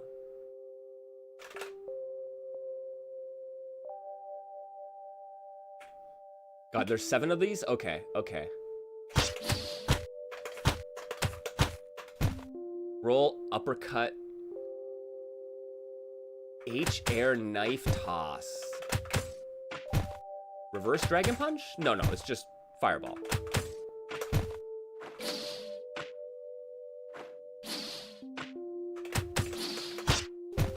Oh,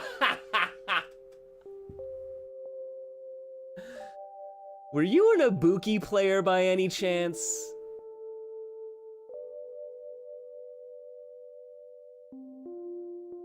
Yo, Mohast. Yes. Hit me up in DMs, man. I would love to talk to you about that. Grappler boy your whole life? And you built a combo like this? I appreciate you.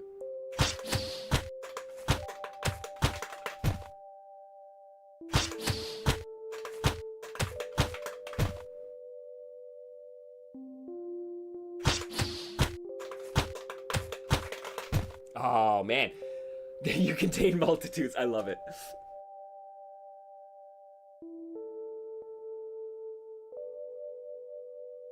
Oh, God.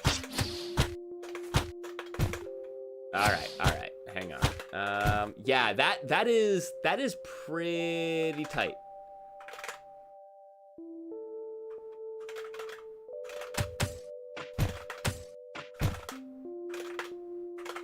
And I play on a leverless, man.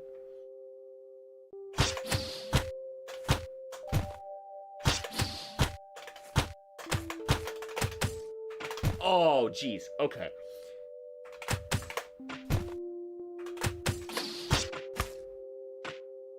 Okay, what comes after that? Knife toss.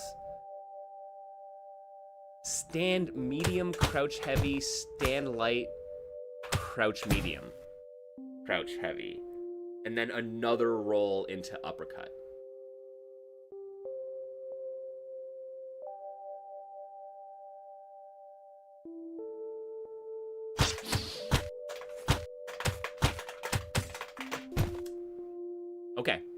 Okay.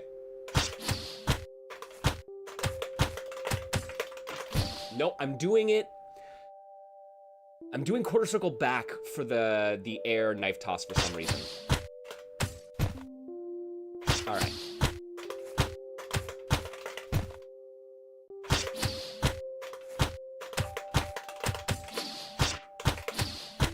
Oh, okay. Knife toss. Stand medium, crouch medium, stand light. That feels okay. My brain doesn't want to go to the stand light. Not like reading it, my brain doesn't want to go there.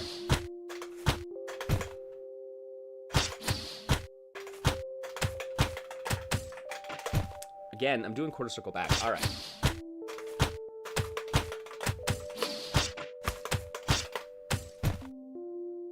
Stand medium, crouch heavy. Stand light, crouch medium, crouch heavy. Okay.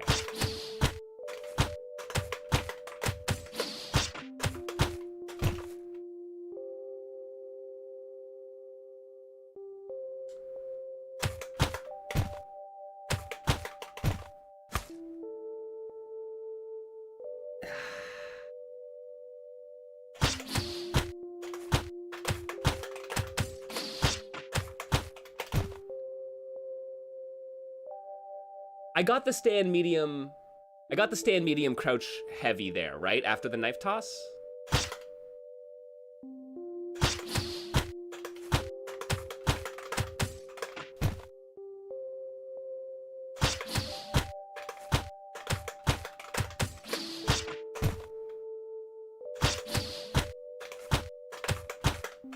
Oh, Jesus.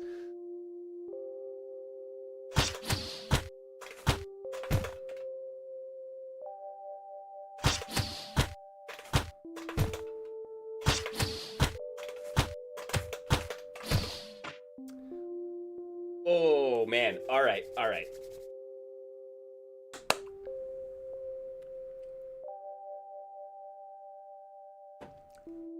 This a good challenge.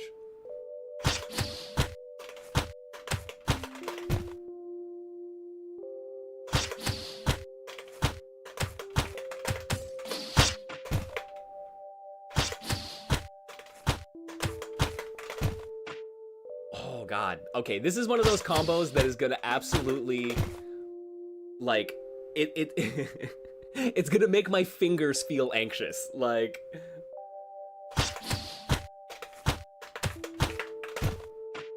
cause that right there is, yeah, that's I need to like physically build up the muscle in my finger to get that motion at that pace, right?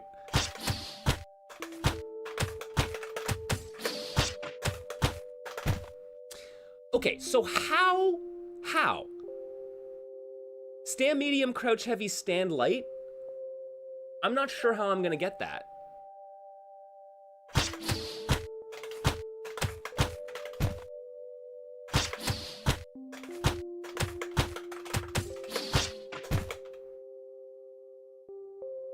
Am I not catching them high enough with the stand medium?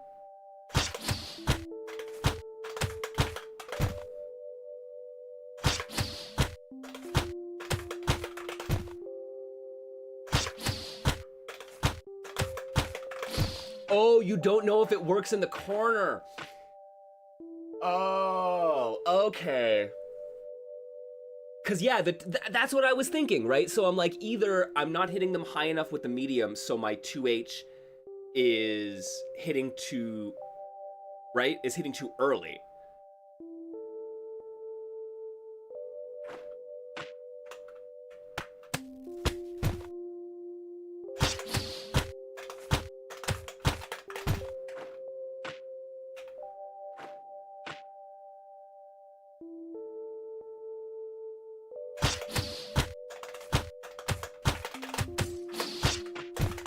Oh, but then the timing for that is different then, isn't it?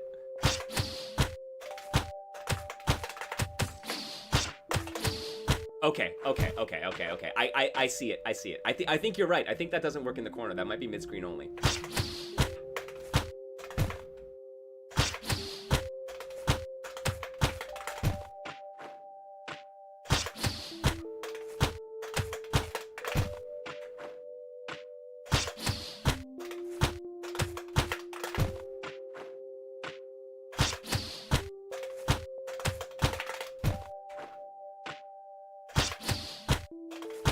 I really want to fucking get this, man.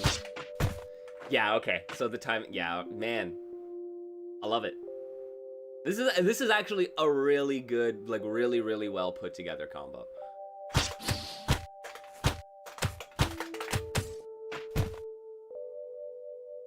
Because that roll cancel into special stuff is the bullshit that I try to do, but I'm always like, is it actually possible, or is this an execution issue?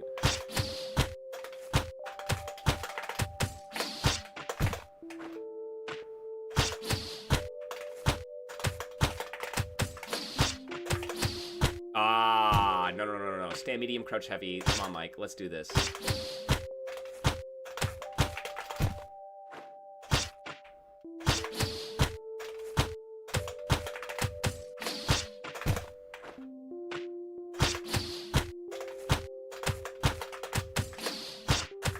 I did it again. I keep just going medium into, because I'm like, I know that'll work, right? And it's like, my brain's like, no, don't let the combo drop.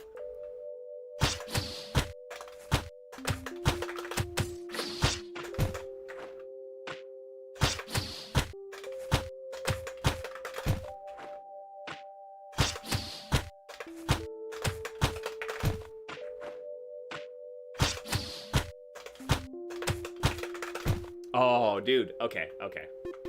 That's good. I like it. Let's go back to character select. Let's try a couple. Okay, let's see what the Gigante. Slow grappler, powerful throws.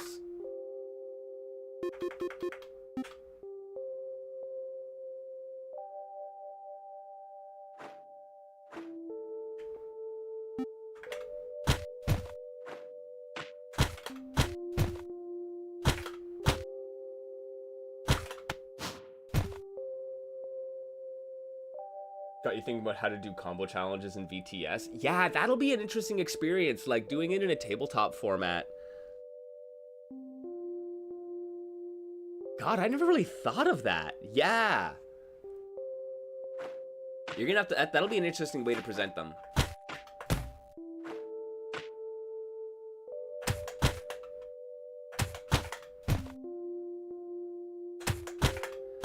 Dice execution checks. Ooh, ooh, That's a satisfying meterless grappler combo, man. Crouch medium.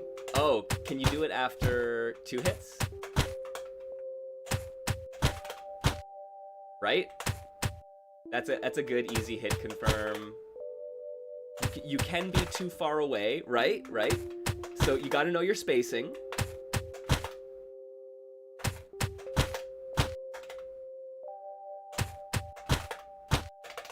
And then into the sweep.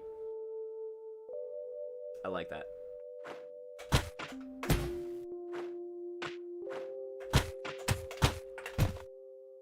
Heavy Skullbuster. Right? It's the Dragon Punch.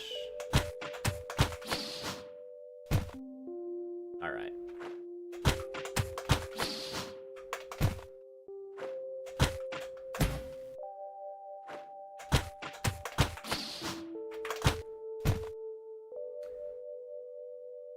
These, cause yeah, man, this grappler boy's got some nice range, right? Like the forward moving stand medium kick, the sweep, right? Crouch medium, even this.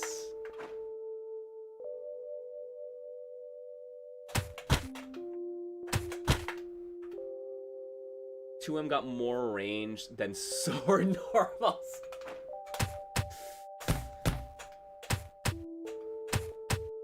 And this is how you know that you're a grappler main.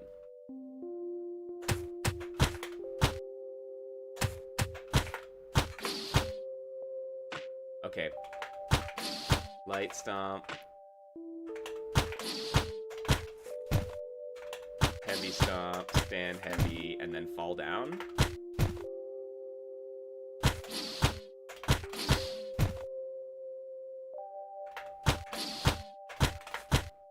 Okay.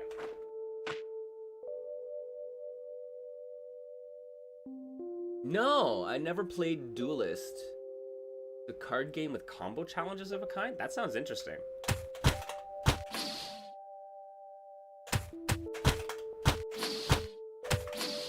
Whoop.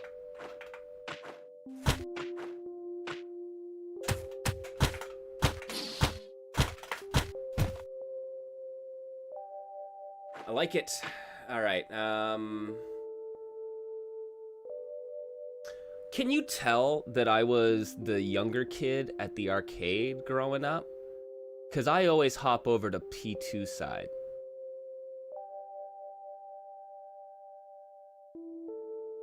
I'm just like, I'm comfortable here. This is usually, I'm not the first one on the cab.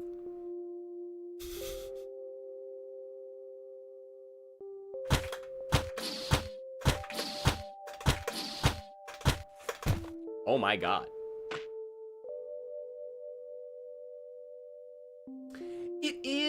It is easier to perform some of them. Thank you. Thank you. That's the other thing. I never minded being on P2 side. You're absolutely right. Because it's true. I feel it's easier, especially like on an arcade lever, right?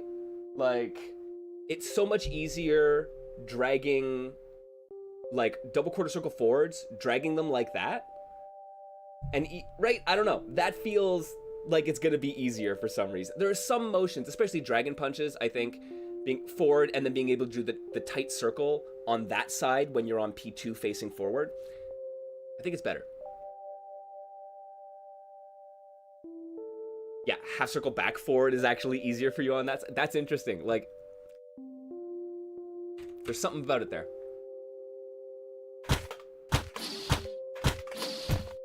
All right. Stand, light, heavy.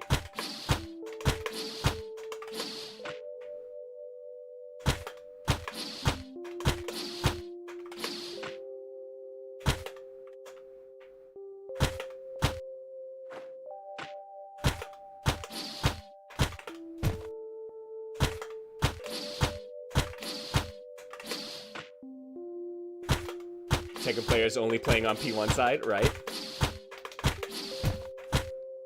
Oh, dude.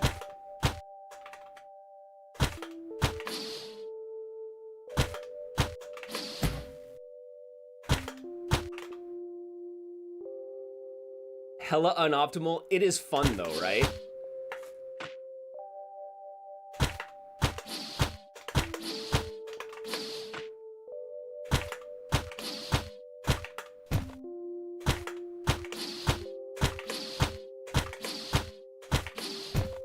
Ah ha ha ha.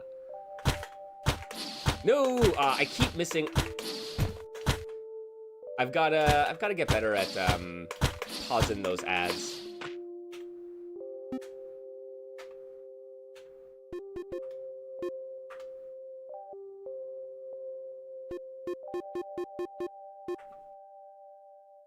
I've got to leave my dashboard open. This is why I need a second monitor, friends. Like,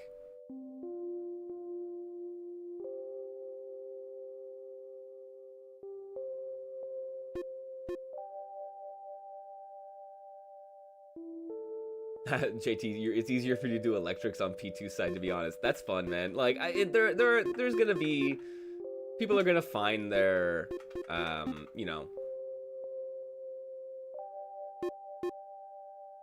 their sweet spots in like side and stuff like that. But yeah, it's interesting how some motions become easier or harder depending, right?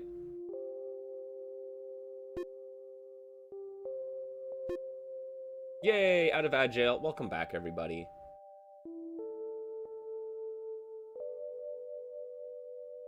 Alright, let's do our straightforward rushdown character. Go to the beach, the nice sunny beach.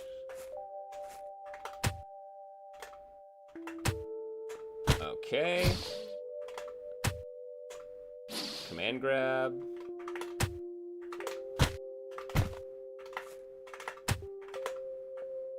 Ooh, Dabaxa. What is our command list? Screwhammer 236X.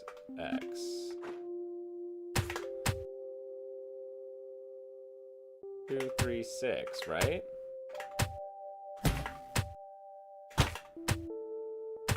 Oh, crouch medium. I don't know why I read that as stand medium that whole time.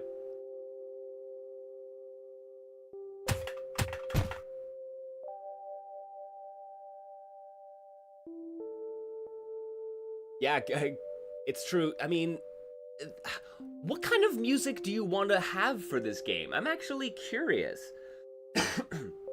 It's got a bit of a pirate vibe to it. So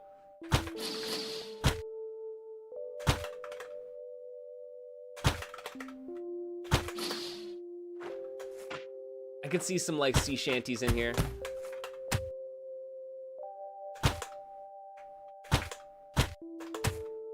Definitely some accordion.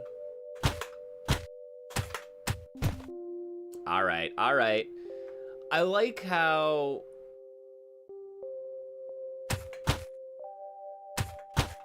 the specials, okay, yeah, so this one, right? The medium special puts them airborne.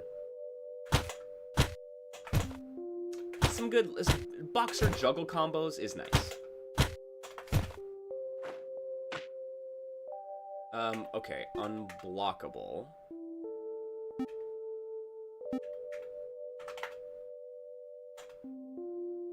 Wait. 2 and 4X. Okay.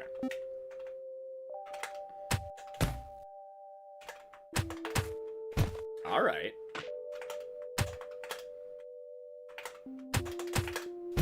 I'm not mad at being able to combo off that. You have character themes, descriptions written up, but you're not set on anything yet. Game isn't really pirate themed besides your, but you could see it. Right, I mean, like, I think Gigante definitely still has a bit of a pirate vibe to me with the chains. And I think some of the stages is kind of what's leading me to that, right? I mean, there's, because obviously your stage, but even the beach here. Okay, it's good to know it's not explicitly pirate themed. Not that there'd be anything wrong with that.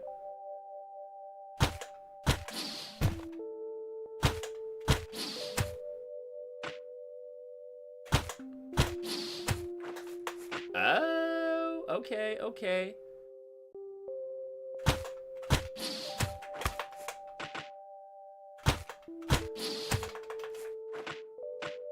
Oh, can I just...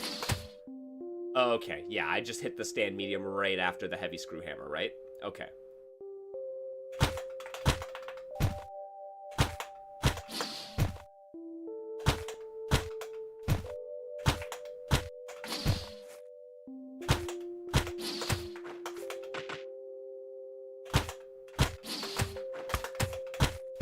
Cool. I like it.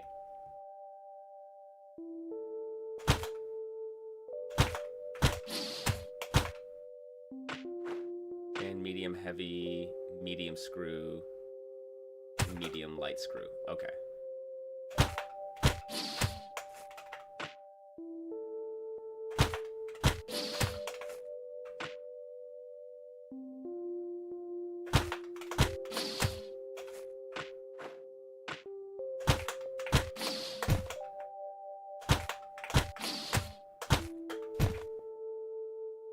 Okay, okay, there's a little bit of like hang time there that I got to account for.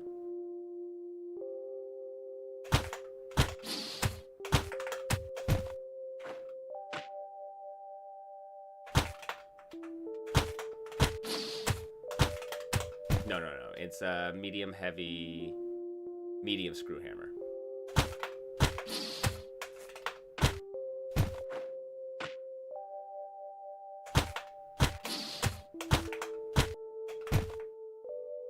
And then crouch medium.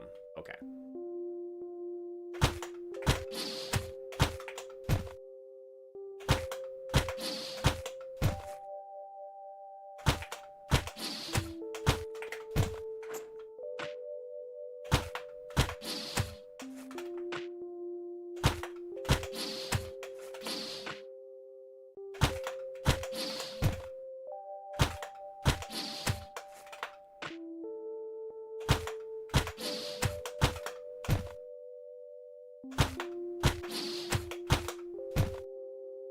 Oh, I'm waiting too late now.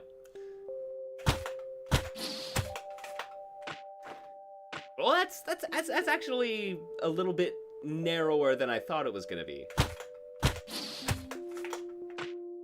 Just delay the heavy after the medium. I think maybe that's it.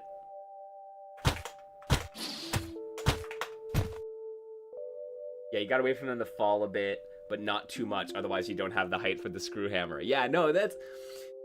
these are really cool, man. Like, I am really enjoying these as, like, tests of skill, right? Like, I understand a little bit, like, enough about, like, combo structures and stuff that, yeah, there's some like, crunchy combo optimization stuff in here, which is really interesting. And I'm glad that you did throw in, like, the stomp one with Gigante as just kind of, like, here's a fun thing, ways things can connect. Those are super useful. This is really good. I think there's a reason that it kind of like made Mohas think a little bit about their VTS combo trials, right? Where like, yeah, these are particularly well put together to show you how some of these things work, right? In a way that I don't know, feels rewarding in a way that not all combo trials do.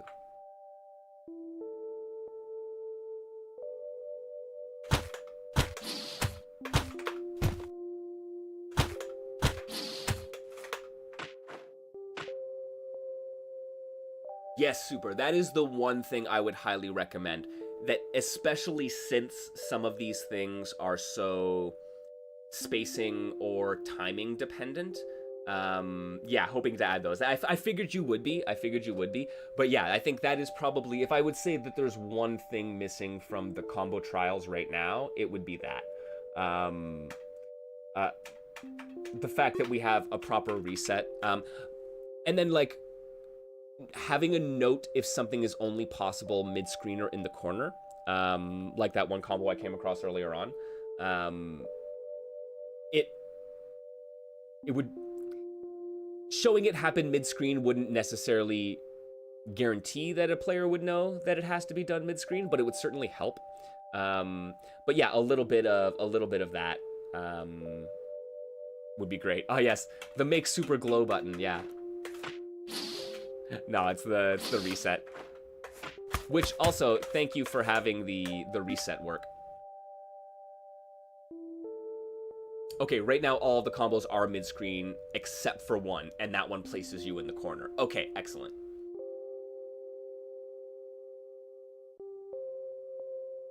Awesome, you started working on the campaign mode recently? That's been your big focus? Sweet. What do we have to expect from the campaign mode?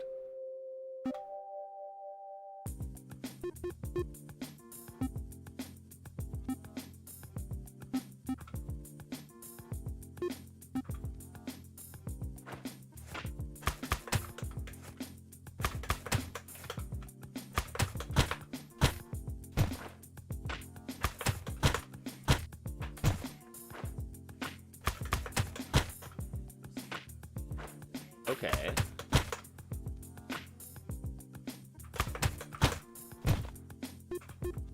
Our command list is really, yeah, 4H and then just 2 specials. Oh, okay, close range. Invincible, and you can combo off of it.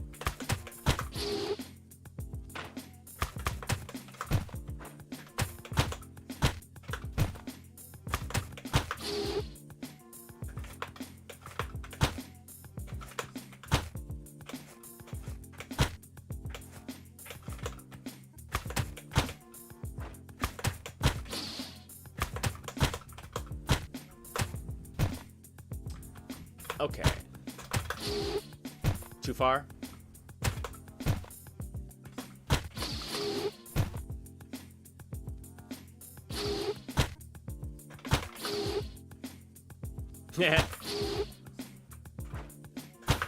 Oh, really? Oh, man. Okay. So even just stand heavy punch pushes you too far out for that to work.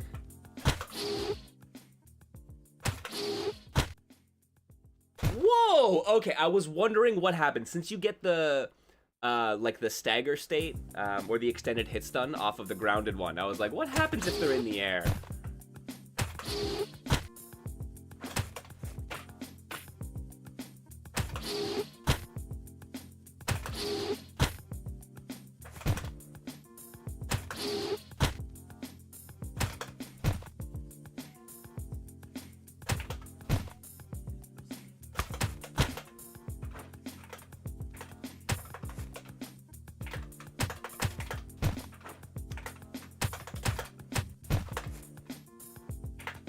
I do like that. That's cool.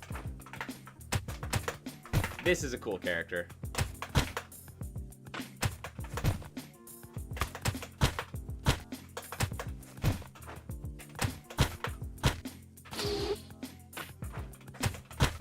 That's my big question now, is I'm just like, all right, how do I get into it? And I'm sure one of the other trials has it. Comboing into super.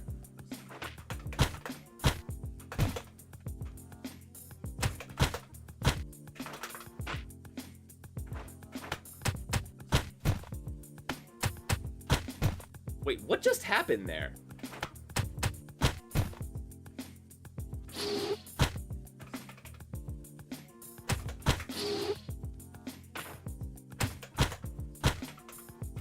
Oh, was it dash overhead?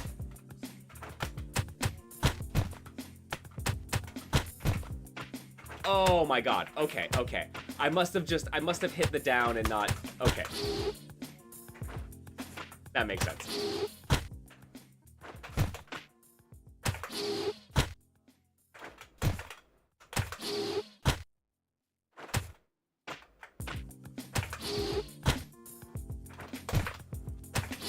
I just want to do it for fun.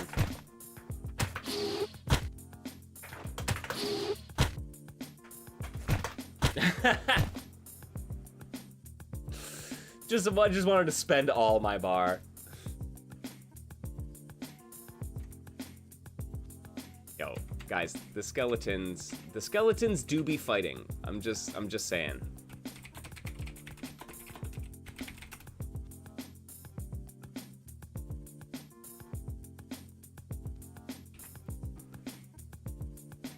I'm gonna say, friends, go check this game out. Give it a wish list. It is on Steam. There's a demo there. You can play it yourself. Several characters, combo trials.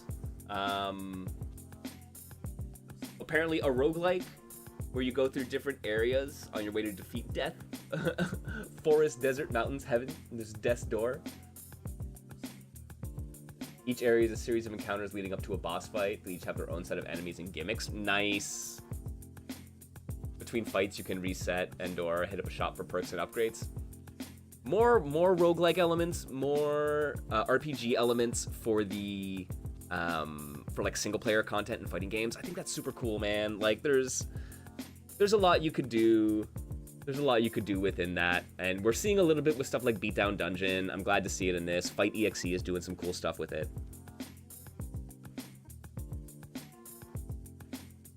Yeah, and kind of like, yeah, wrap that up into like your survival mode, right? I think Fantasy Strike did well with that, with their survival mode stuff.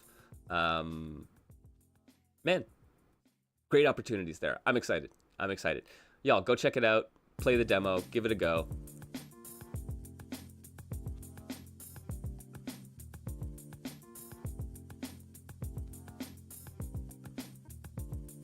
It's super good. All right. I need to take a little quick break.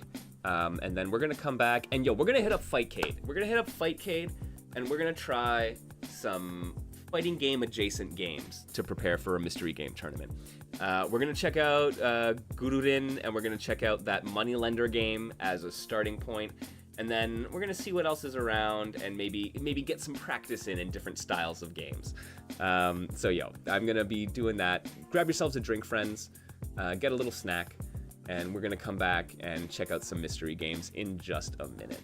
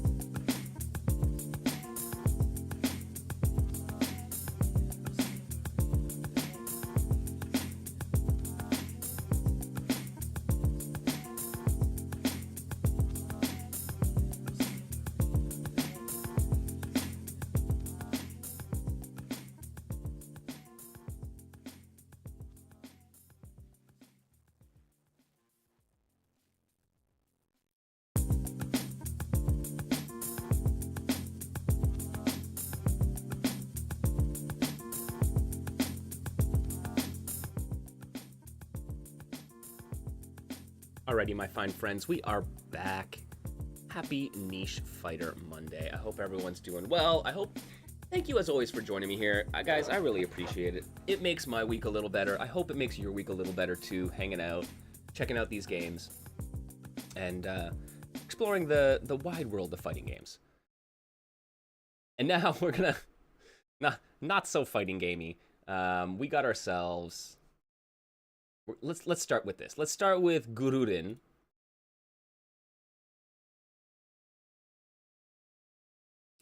J. Cool's looking to play.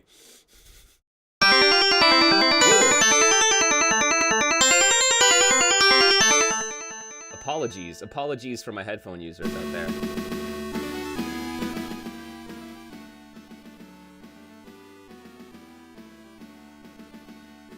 Where's my mixer? Oh, this is a sharp game, my friends.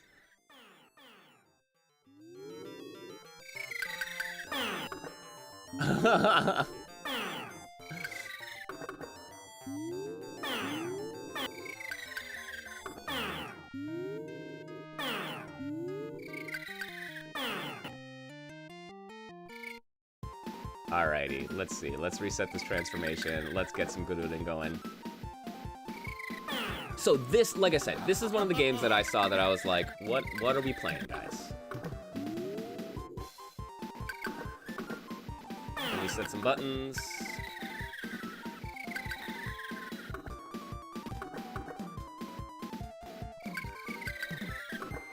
Whoops.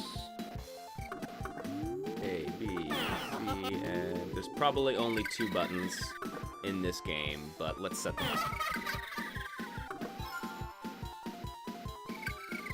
So yeah. It's a match 3 game. Okay. Oh, interesting. All right. So, single player versus, let's see. Let's watch this game. Make people who fall down move to left or right. Makes sense. Make people who fall down fall faster. The stage turns to the, oh, okay. So we can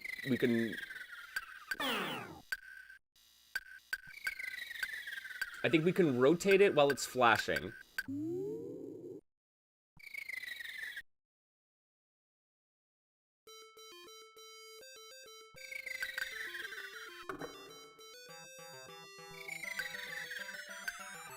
Okay. So if I just do this, right? Like 3 pink clears it.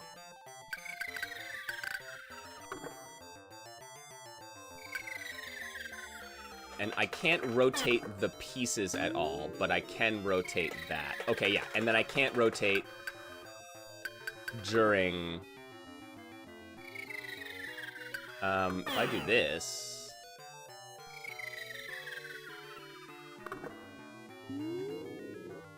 Oh my god. Oh, okay, and then we have items. Oh! Dang it!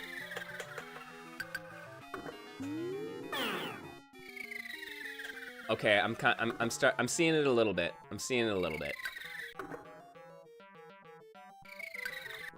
Do this, rotate. 2 purple guys. Let me get clear the gray.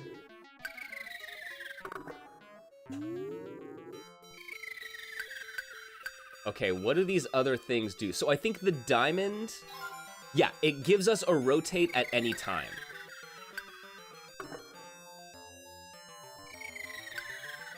Oh no, never mind. I thought it did. Dang it. Oh, this is troublesome.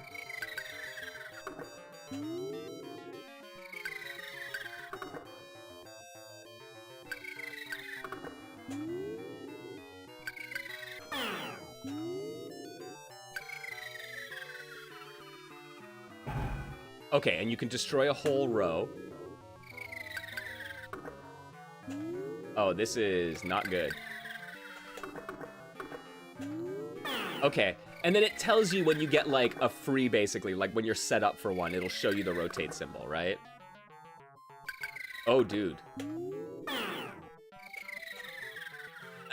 And then you top out anytime you reach the... Okay.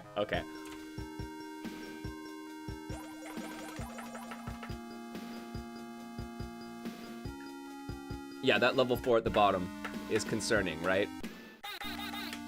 I think that's the overall difficulty. Okay, and then there's a versus CPU, right?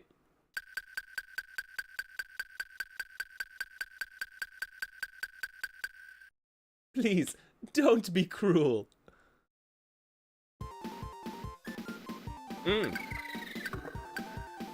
Smaller playfield, so you only have 2?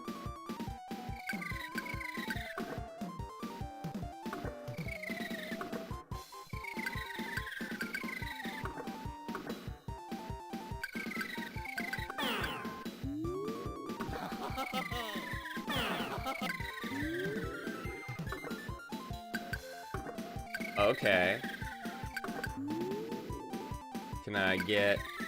just take all of those guys out?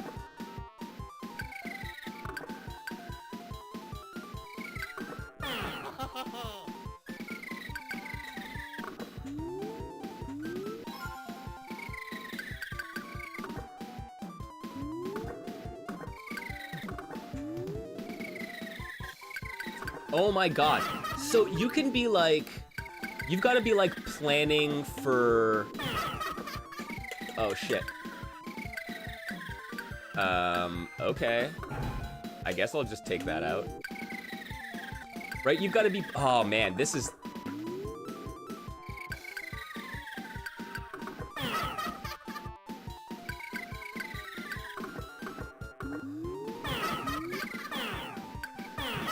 Okay.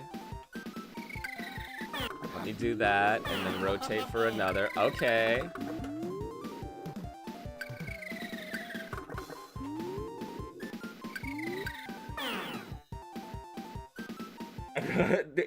I guess they topped out? Yeah. Dude, it like, you need to be able to figure this stuff out so fast. Wait a tick. I'm sorry. That dude is chucking links? Oh my god, he's rotating constantly too. What is going on?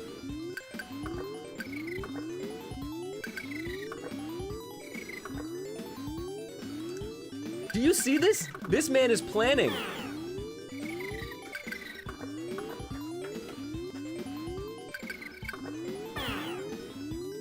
I feel like he's building like a pattern.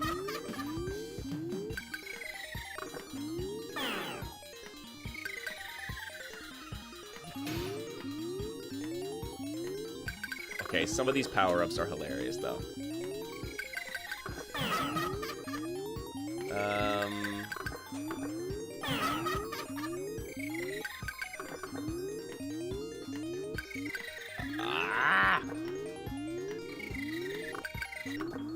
Not give me any reds? Alright. This isn't good.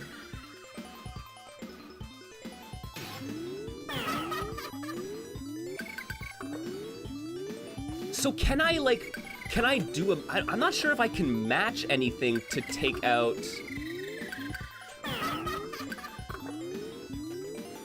Oh, shoot. Look, can I make a match to take out the junk blocks?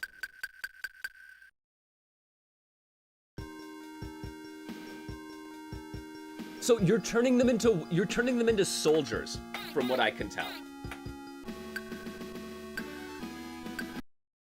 Is what we're doing, is we're turning them into soldiers. Yo, I am absolutely challenging J. Cool to a 1st to 2 here.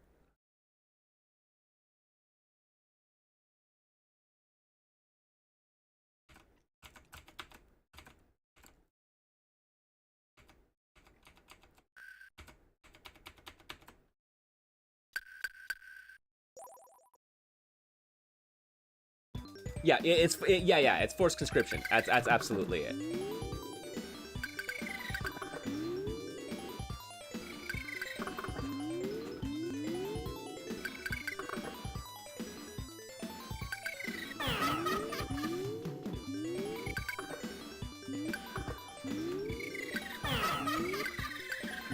Oh, so this isn't going well for me.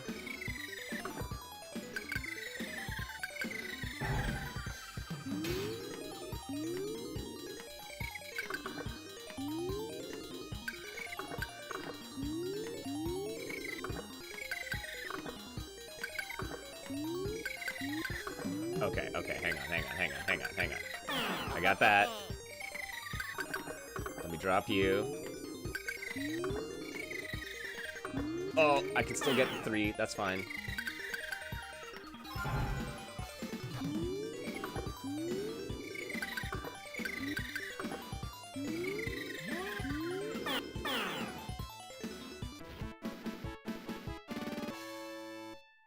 Yo, what's up, Logan? You and Shane will have Tetris battles if you disagree on stuff. I think that is the best way to decide upon,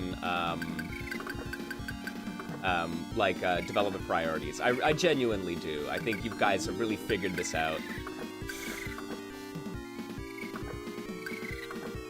Can we also take just a second, just a quick moment amongst friends, to appreciate the muscle-building kitty cats in the background here? Guys. They are flexing.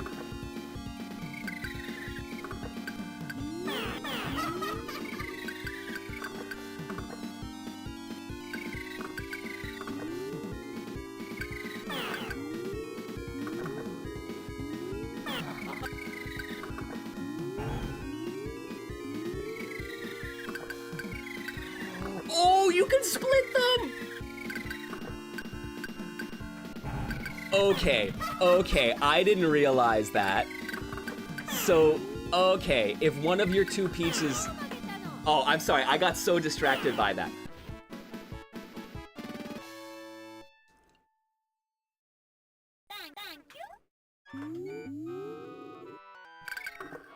Oh, that's super clever. That is a great way to add another little layer, right?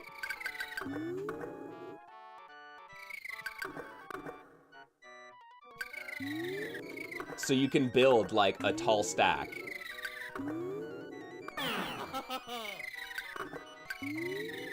And then, like, yeah, split off a yellow.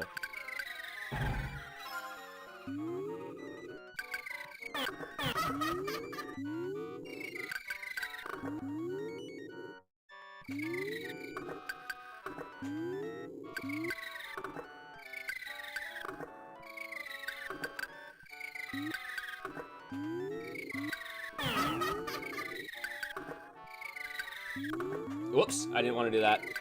Oh no.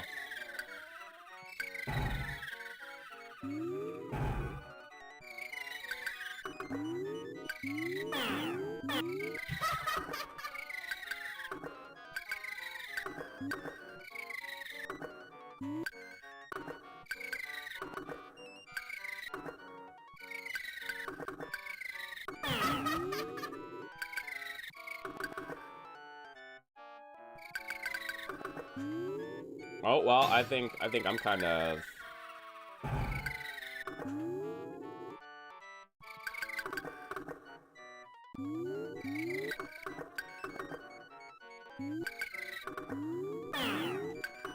Oh my lord.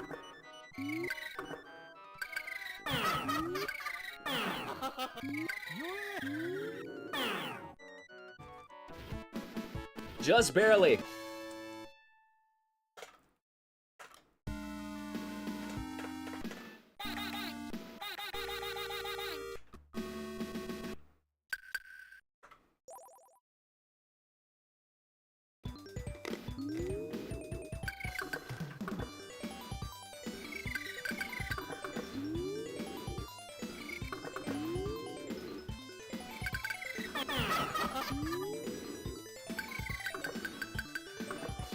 Alright, get my purple dudes.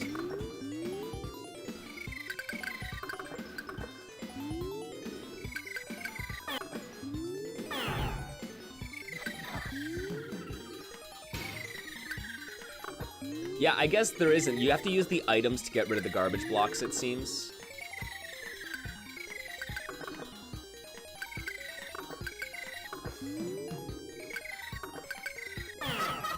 Yeah, let's just... This is gonna be a simple clear. Let's get another clear. Let's get rid of those.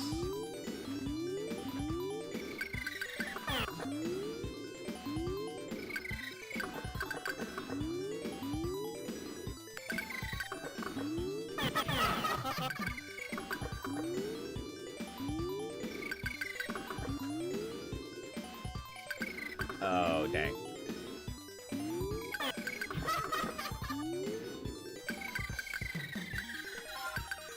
I don't know what these other items do, though, guys. Anybody have any insight? Oh. Oh, I messed it up. Oh, and I messed it up again. Oh, shoot.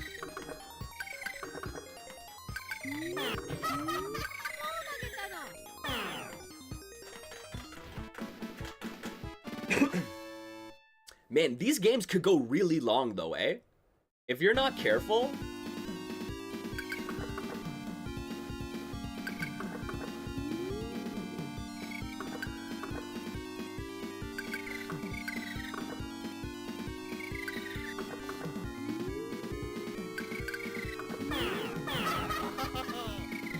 Okay, so we both got to him at about the same time. Oh no. Let me get rid of that whole row.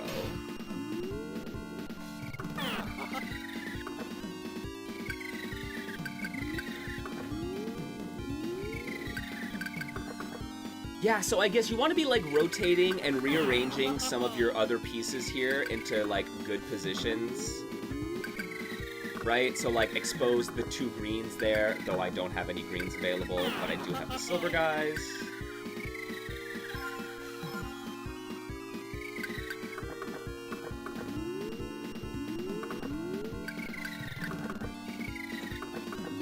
Oh jeez.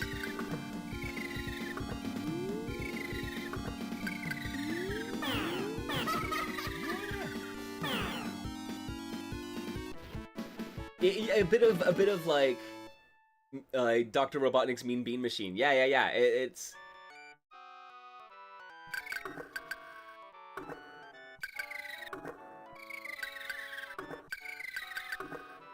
yeah, man. Like in Yoshi's Cookie, Wario's Woods kind of thing. It all has that vibe to it, right? Let me. I was not paying attention at first, so I am not in a good position, but that's fine. I'll do that. Do that. Whoops. No, I wanted to save you for the yellow that was coming up.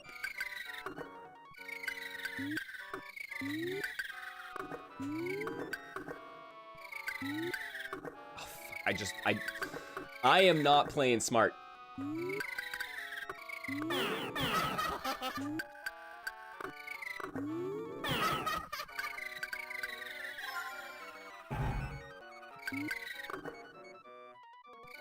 Okay. Double.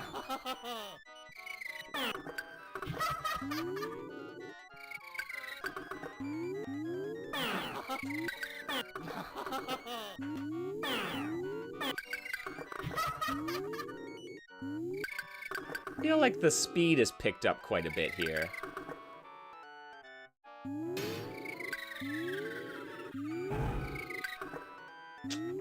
Come on, get the yellow over.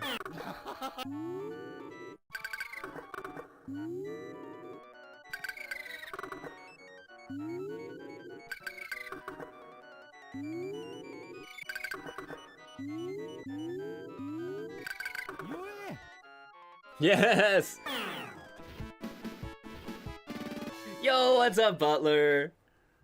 Yo, they did play this on Puzzle Wednesday. Yo, that I should not be surprised. Yo, GG's, J. Cool, much appreciated for the match there. Yo, we're just checking out a bunch of games that have a good chance of appearing in mystery game tournaments. I kind of want to like broaden my mystery horizons a little bit to see how prepared I can be for Combo Breaker. So, because there was that one, and what is the other? It's the money exchange, money puzzle exchanger. Okay, someone's got to explain this game to me. There are like people in here. Okay.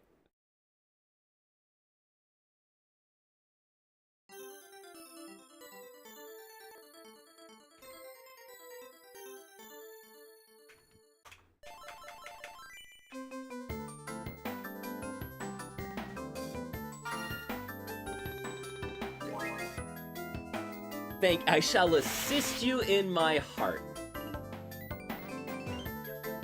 Fair, yeah, I mentioned it, so of course someone's gonna show up. Okay, yeah, how do we play, guys? All right, we move the cute little girl around. Throw coins with B. When you pull down the joystick twice, you can pull up the line. The coin falls under the ground. That's topping out or bottoming out in this case. This is the fighter's history to Magical Drops SF2. Mwah! I love it.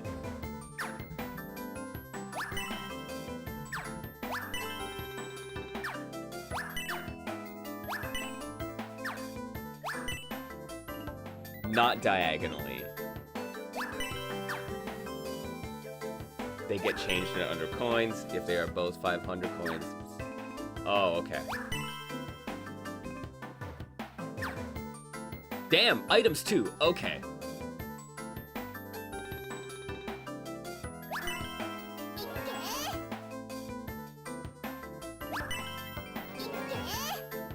Okay, erase the type or rank up the type.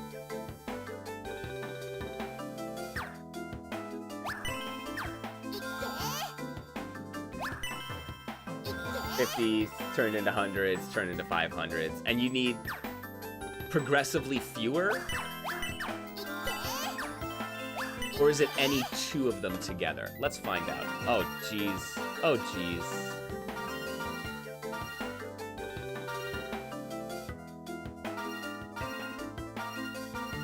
I am the every worker.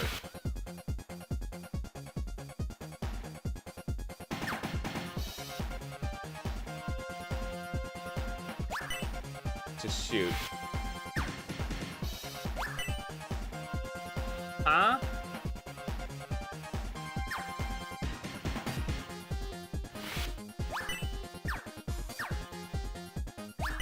Oh, I can collect multiples.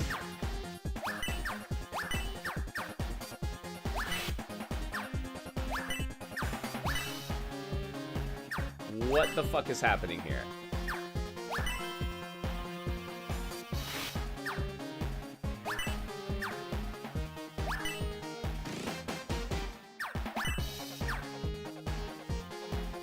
Wait, you have to do them...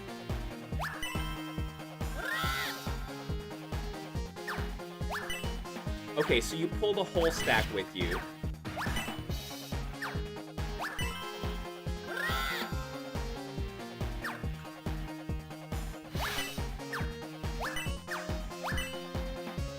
Okay, I obviously did not read the instructions correctly.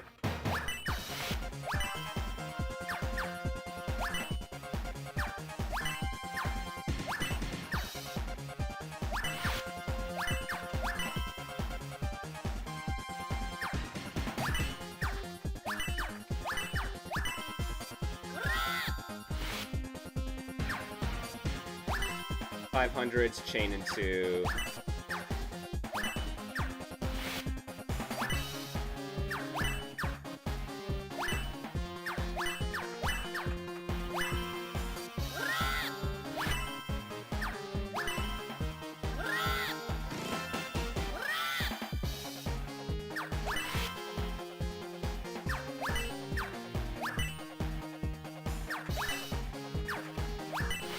Because that doesn't do... Man, I am hella confused.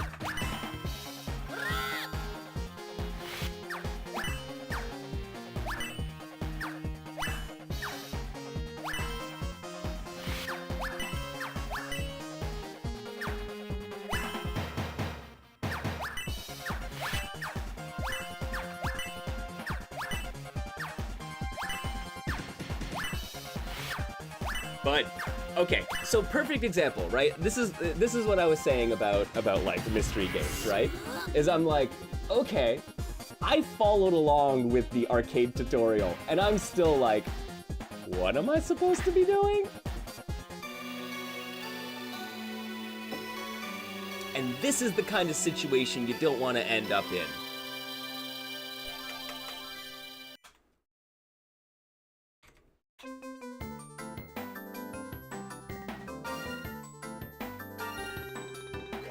Alright, does it give us the tutorial? All right. Let's start Sakura's puzzle class.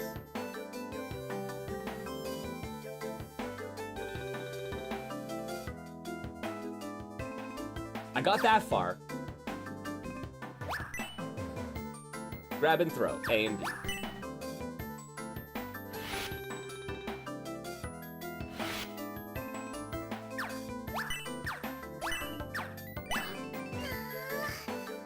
Okay, I got that far. See, like, my puzzle knowledge takes me that far. Change. Okay, the translation isn't helping.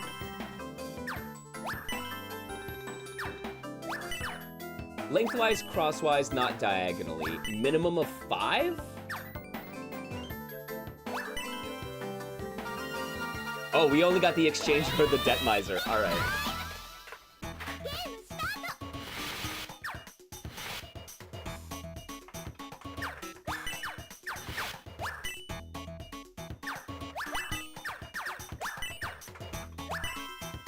That does it. All right. I should have waited to figure out about clearing items.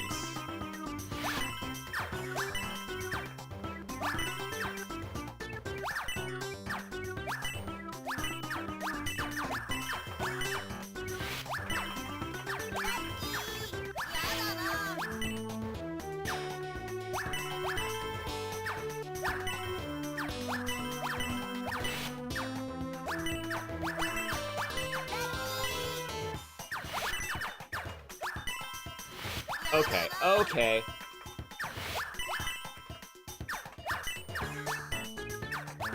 Yo, Butler, you obviously know a little bit about this game. So how do I activate the items?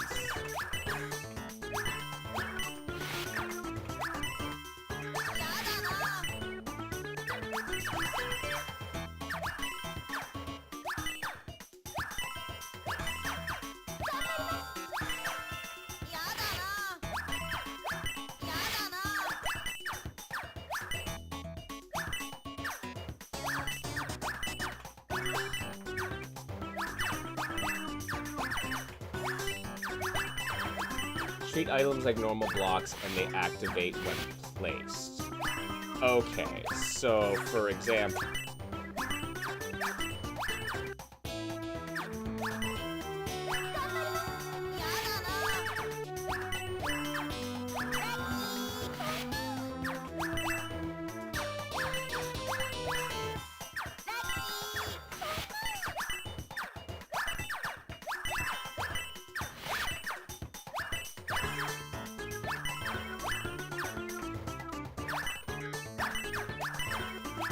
I thought I was.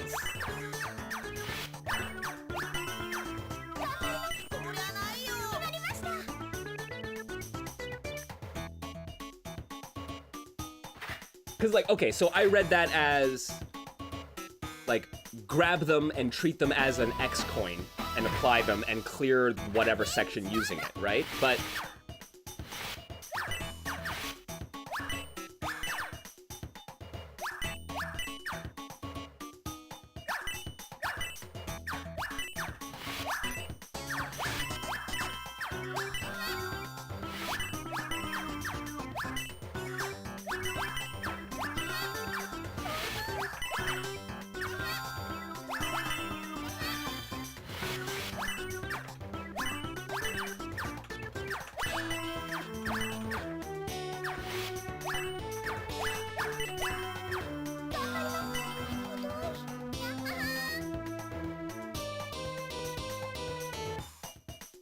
I could just, like, restart the game and go through the thing already, but yeah.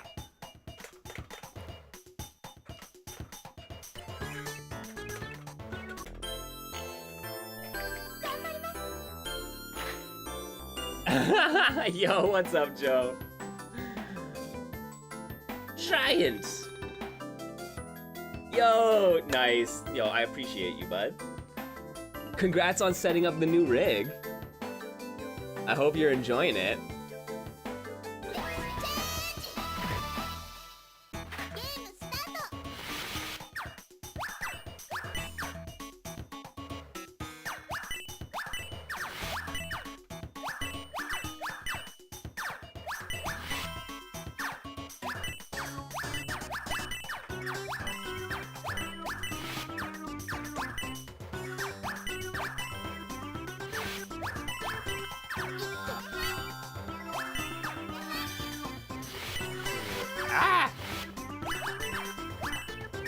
What did you just do to me, girl?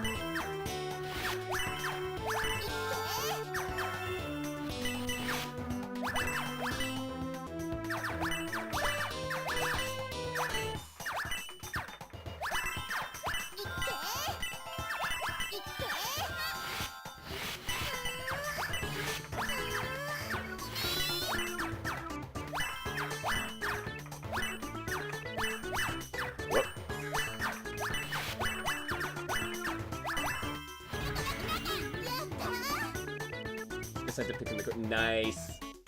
I gotta have to go check that out. Yo, it's always good, man. Like getting a new machine, it's like, yes, congratulations. I'm finally feel like my computer runs correctly for like the next 3 months, and then who knows. But no, it's once you get through the I gotta do all the updating.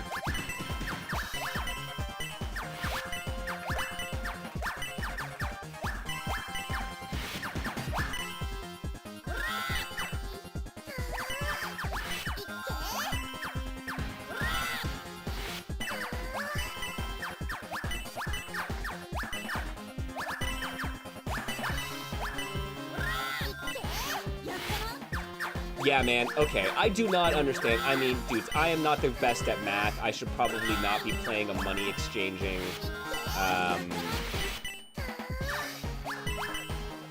puzzle game. This is not my strong suit, friends.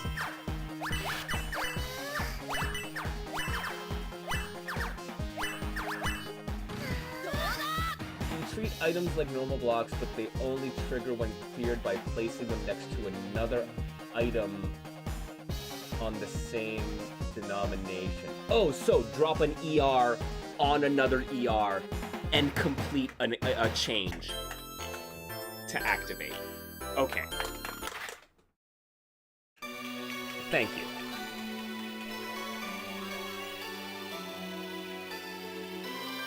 Well, I will say, I am hoping that I don't run into money exchange. It's a really cool game. Don't get me wrong, guys. But like, yeah, that is not where my strong suit lies.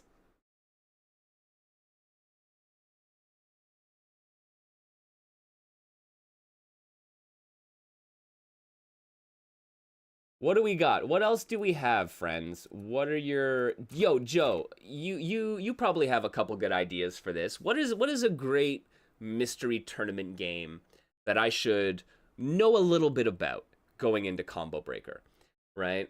What are some of the like choice mystery games?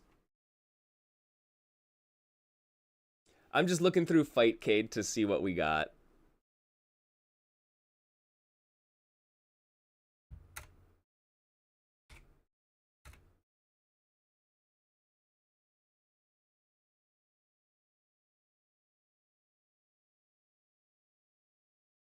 I've been going through puzzle games. Oh yeah, you're gonna enter next time Puzzle Wednesday runs it as 0-2 jobbers. Happens to everyone. Everyone's been on that end of the tournament bracket. That's for damn sure. Right, we got Puyo Puyo. We got stuff like that. Let me...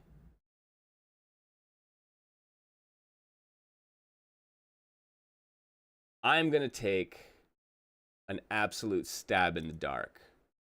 Has anybody played Big Twin?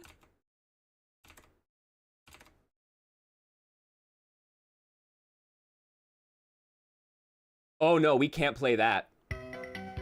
No, we can't play that. See, this is the danger, and this is also why, thank God, I did not switch over to the game screen before doing this, man. This is how you get your fucking account unintentionally banned. Don't open Big Twin in front of mom. That's all I'm gonna say.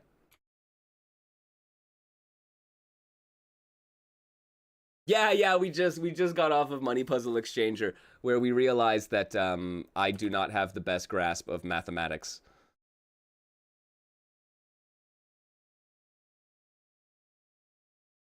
Oh, my friends, you just click on a random puzzle game.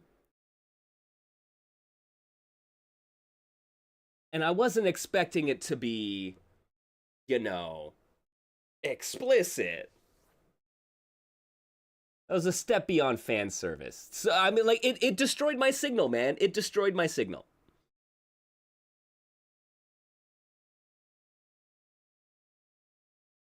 Yo, no worries, Joe. No worries. I'm just looking for a little something to practice with for some mystery game tournaments. We're seeing what's up. Yeah, can't play that either. Oh, dude, at least some of the screen caps in or like preview images in Fightcade give you a good idea that you're not allowed to play this game on Twitch.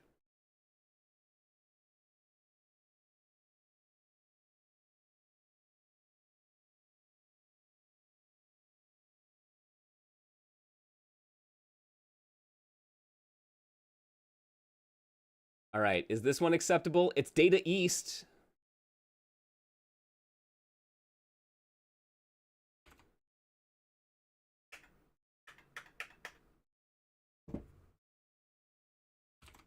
All right.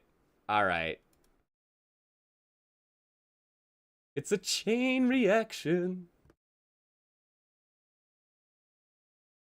Dude, it just flashed it right at me, and like it flashes very much the appropriate word.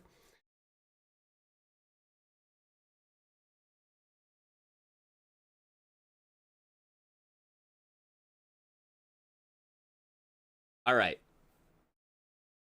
You will hold any number of figures. Yo, it's money exchanger, but it's cookies. It's cookie exchanger. Okay, I like cookies way more than I like exchanging cash. So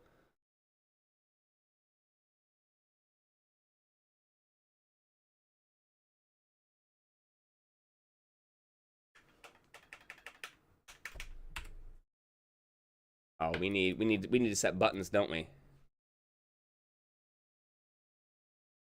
All right, let us set some buttons.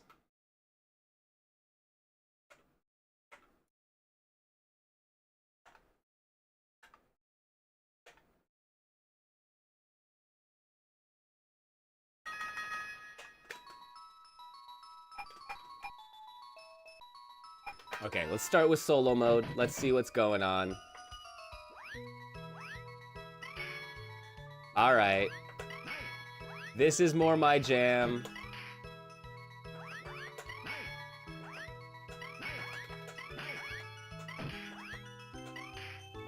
Oh, are the S their specials? Oh, are the S's different? I guess so.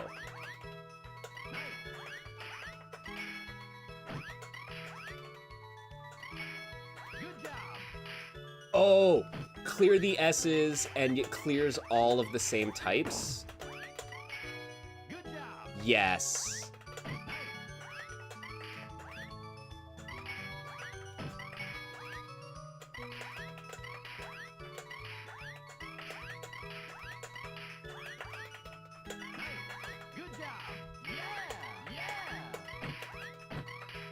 Oh man, this is actually kind of cool because it's a much more like fast-paced Twitch game. Oh, and you can't clear them horizontally.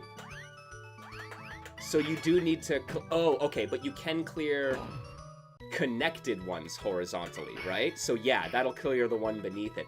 Oh, that allows you to set up for some good chains. Okay. I'm surprised I haven't seen this one before.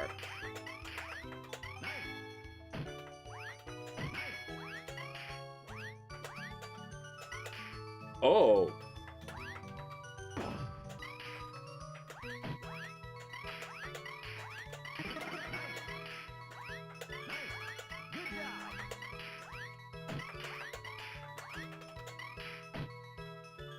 And yeah, you can pull multiple times before dropping, exactly, right? So, right? You can, like, collect all of them and set them up in a huge stack, right? So, it means that you can do some quick Twitch movement to just clear your screen. Which is definitely interesting. Right, set you guys up for a 3 clear to get everyone else out.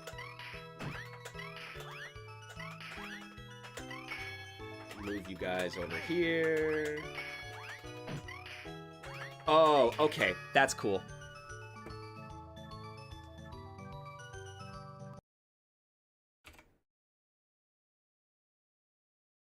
If Jay, cool. If you're gonna join me, then we're gonna play a match.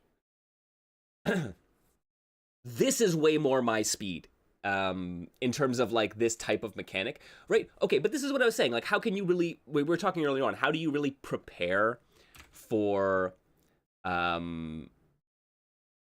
mystery game tournament? You can't really, but you can get mechanics. You can't study games, you can't practice games, you can practice mechanics. And yeah, this kind of like multiple pull, horizontal orientation kind of thing.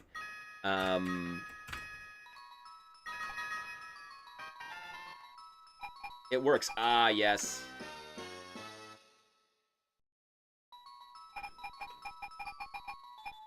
Fool, Star, Devil, Priestess, Chariot, Magician.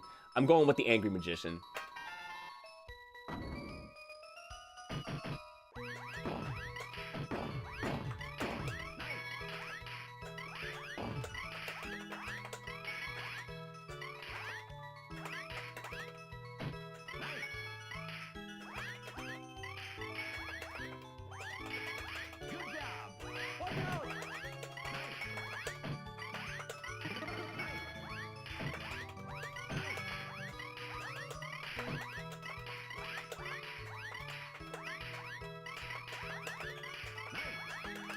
Oh man, okay.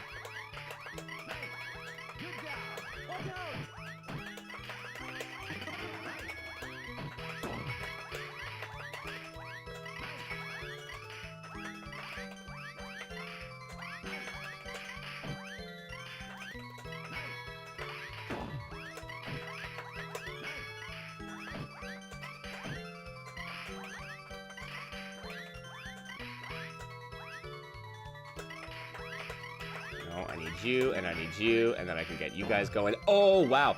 So the way it works, right, because you have to do a clear vertically, but it will clear out anything connected to that vertical column stretching out horizontally, you can create some really interesting patterns for clears, right?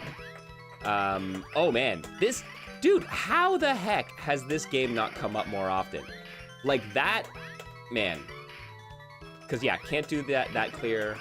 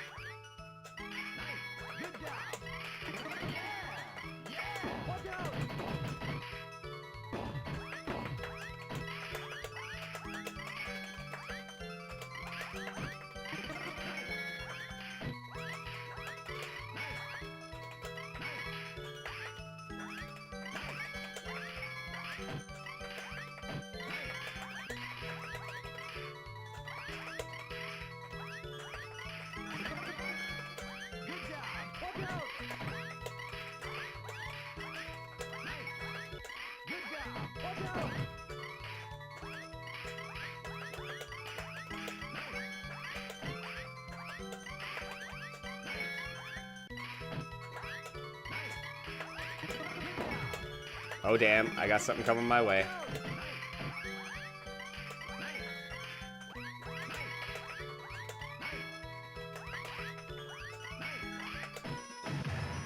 Yo! Okay. I really, really like this game. Oh my god.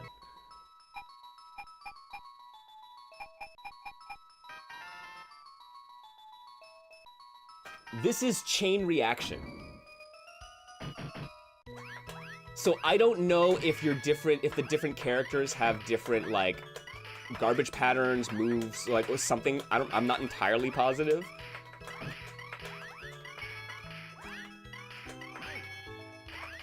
Oh, That's really good. All right, I can start. I'm starting to see the like the drop patterns and like the chain reactions you can perform.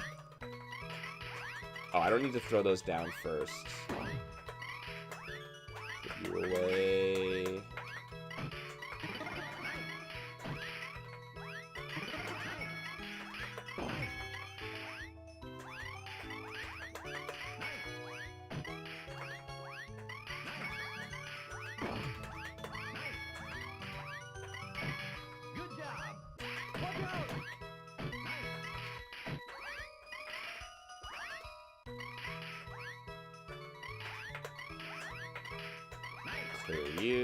Clear you. Yeah, you just, and it doesn't take much, man. You get 1 or 2 chains, and it really sends the garbage.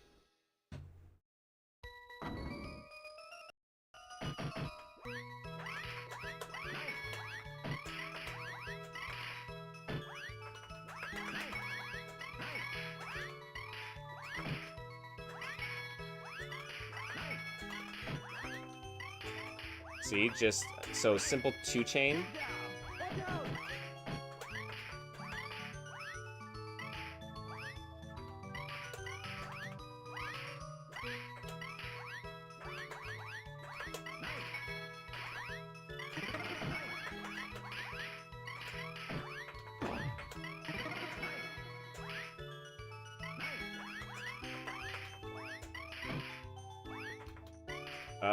Dang.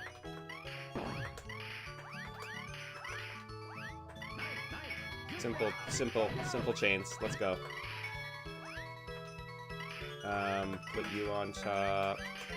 Get my flan. No, I needed the flan.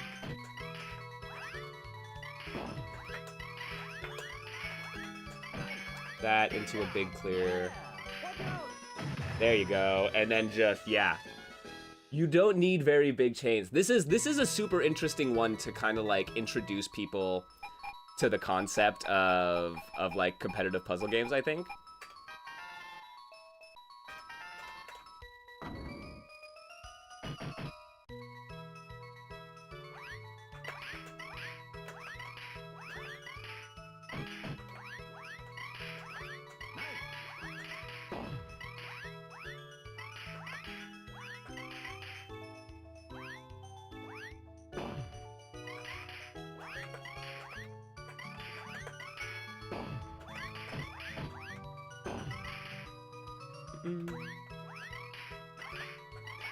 Alright, so I need... Ooh, how am I gonna do this?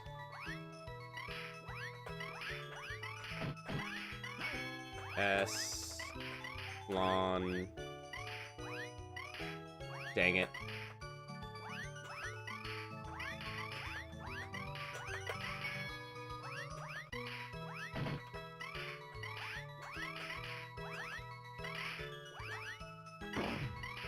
That's how I do it.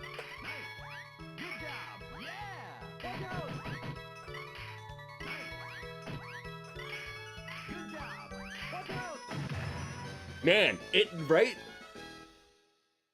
That's wild. And because, like, it allows you to, like, fairly easily fix up your board in a way that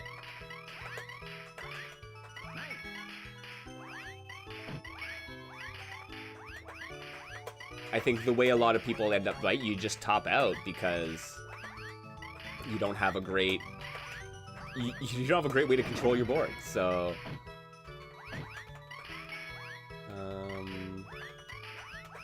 let me grab you guys.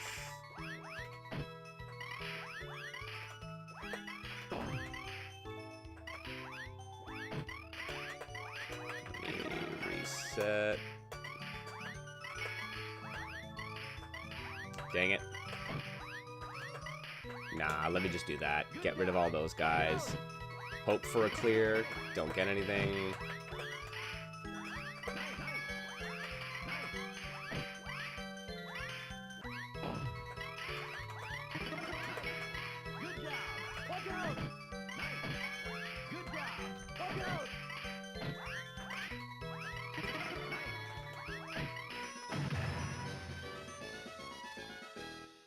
Man, so yeah, this is funny. It's like these are two very, very, very similar games. Yo, GG's, J. Cool, much appreciated. These are two very, very similar puzzle games, like Puzzle Exchange and Chain Reaction, right? They control very similarly. You make clears very similarly, but there's a couple of twists on it that for me make it a game that I'm like, oh, dude, I cannot compete in this, right? For Puzzle Exchange, but for something like that, it is right up my alley. It is just like a fairly subtle change on the formula, but it kind of like emphasizes different things. It like, and I don't know, it just, you can end up getting two very, very, very similar games, but be like horribly ill-equipped to deal with one type of them, right? All right, this is good. This is good. I do enjoy me some puzzle games, man. I gotta go dig into the the abyss that is Fightcade games that have 0 players on them.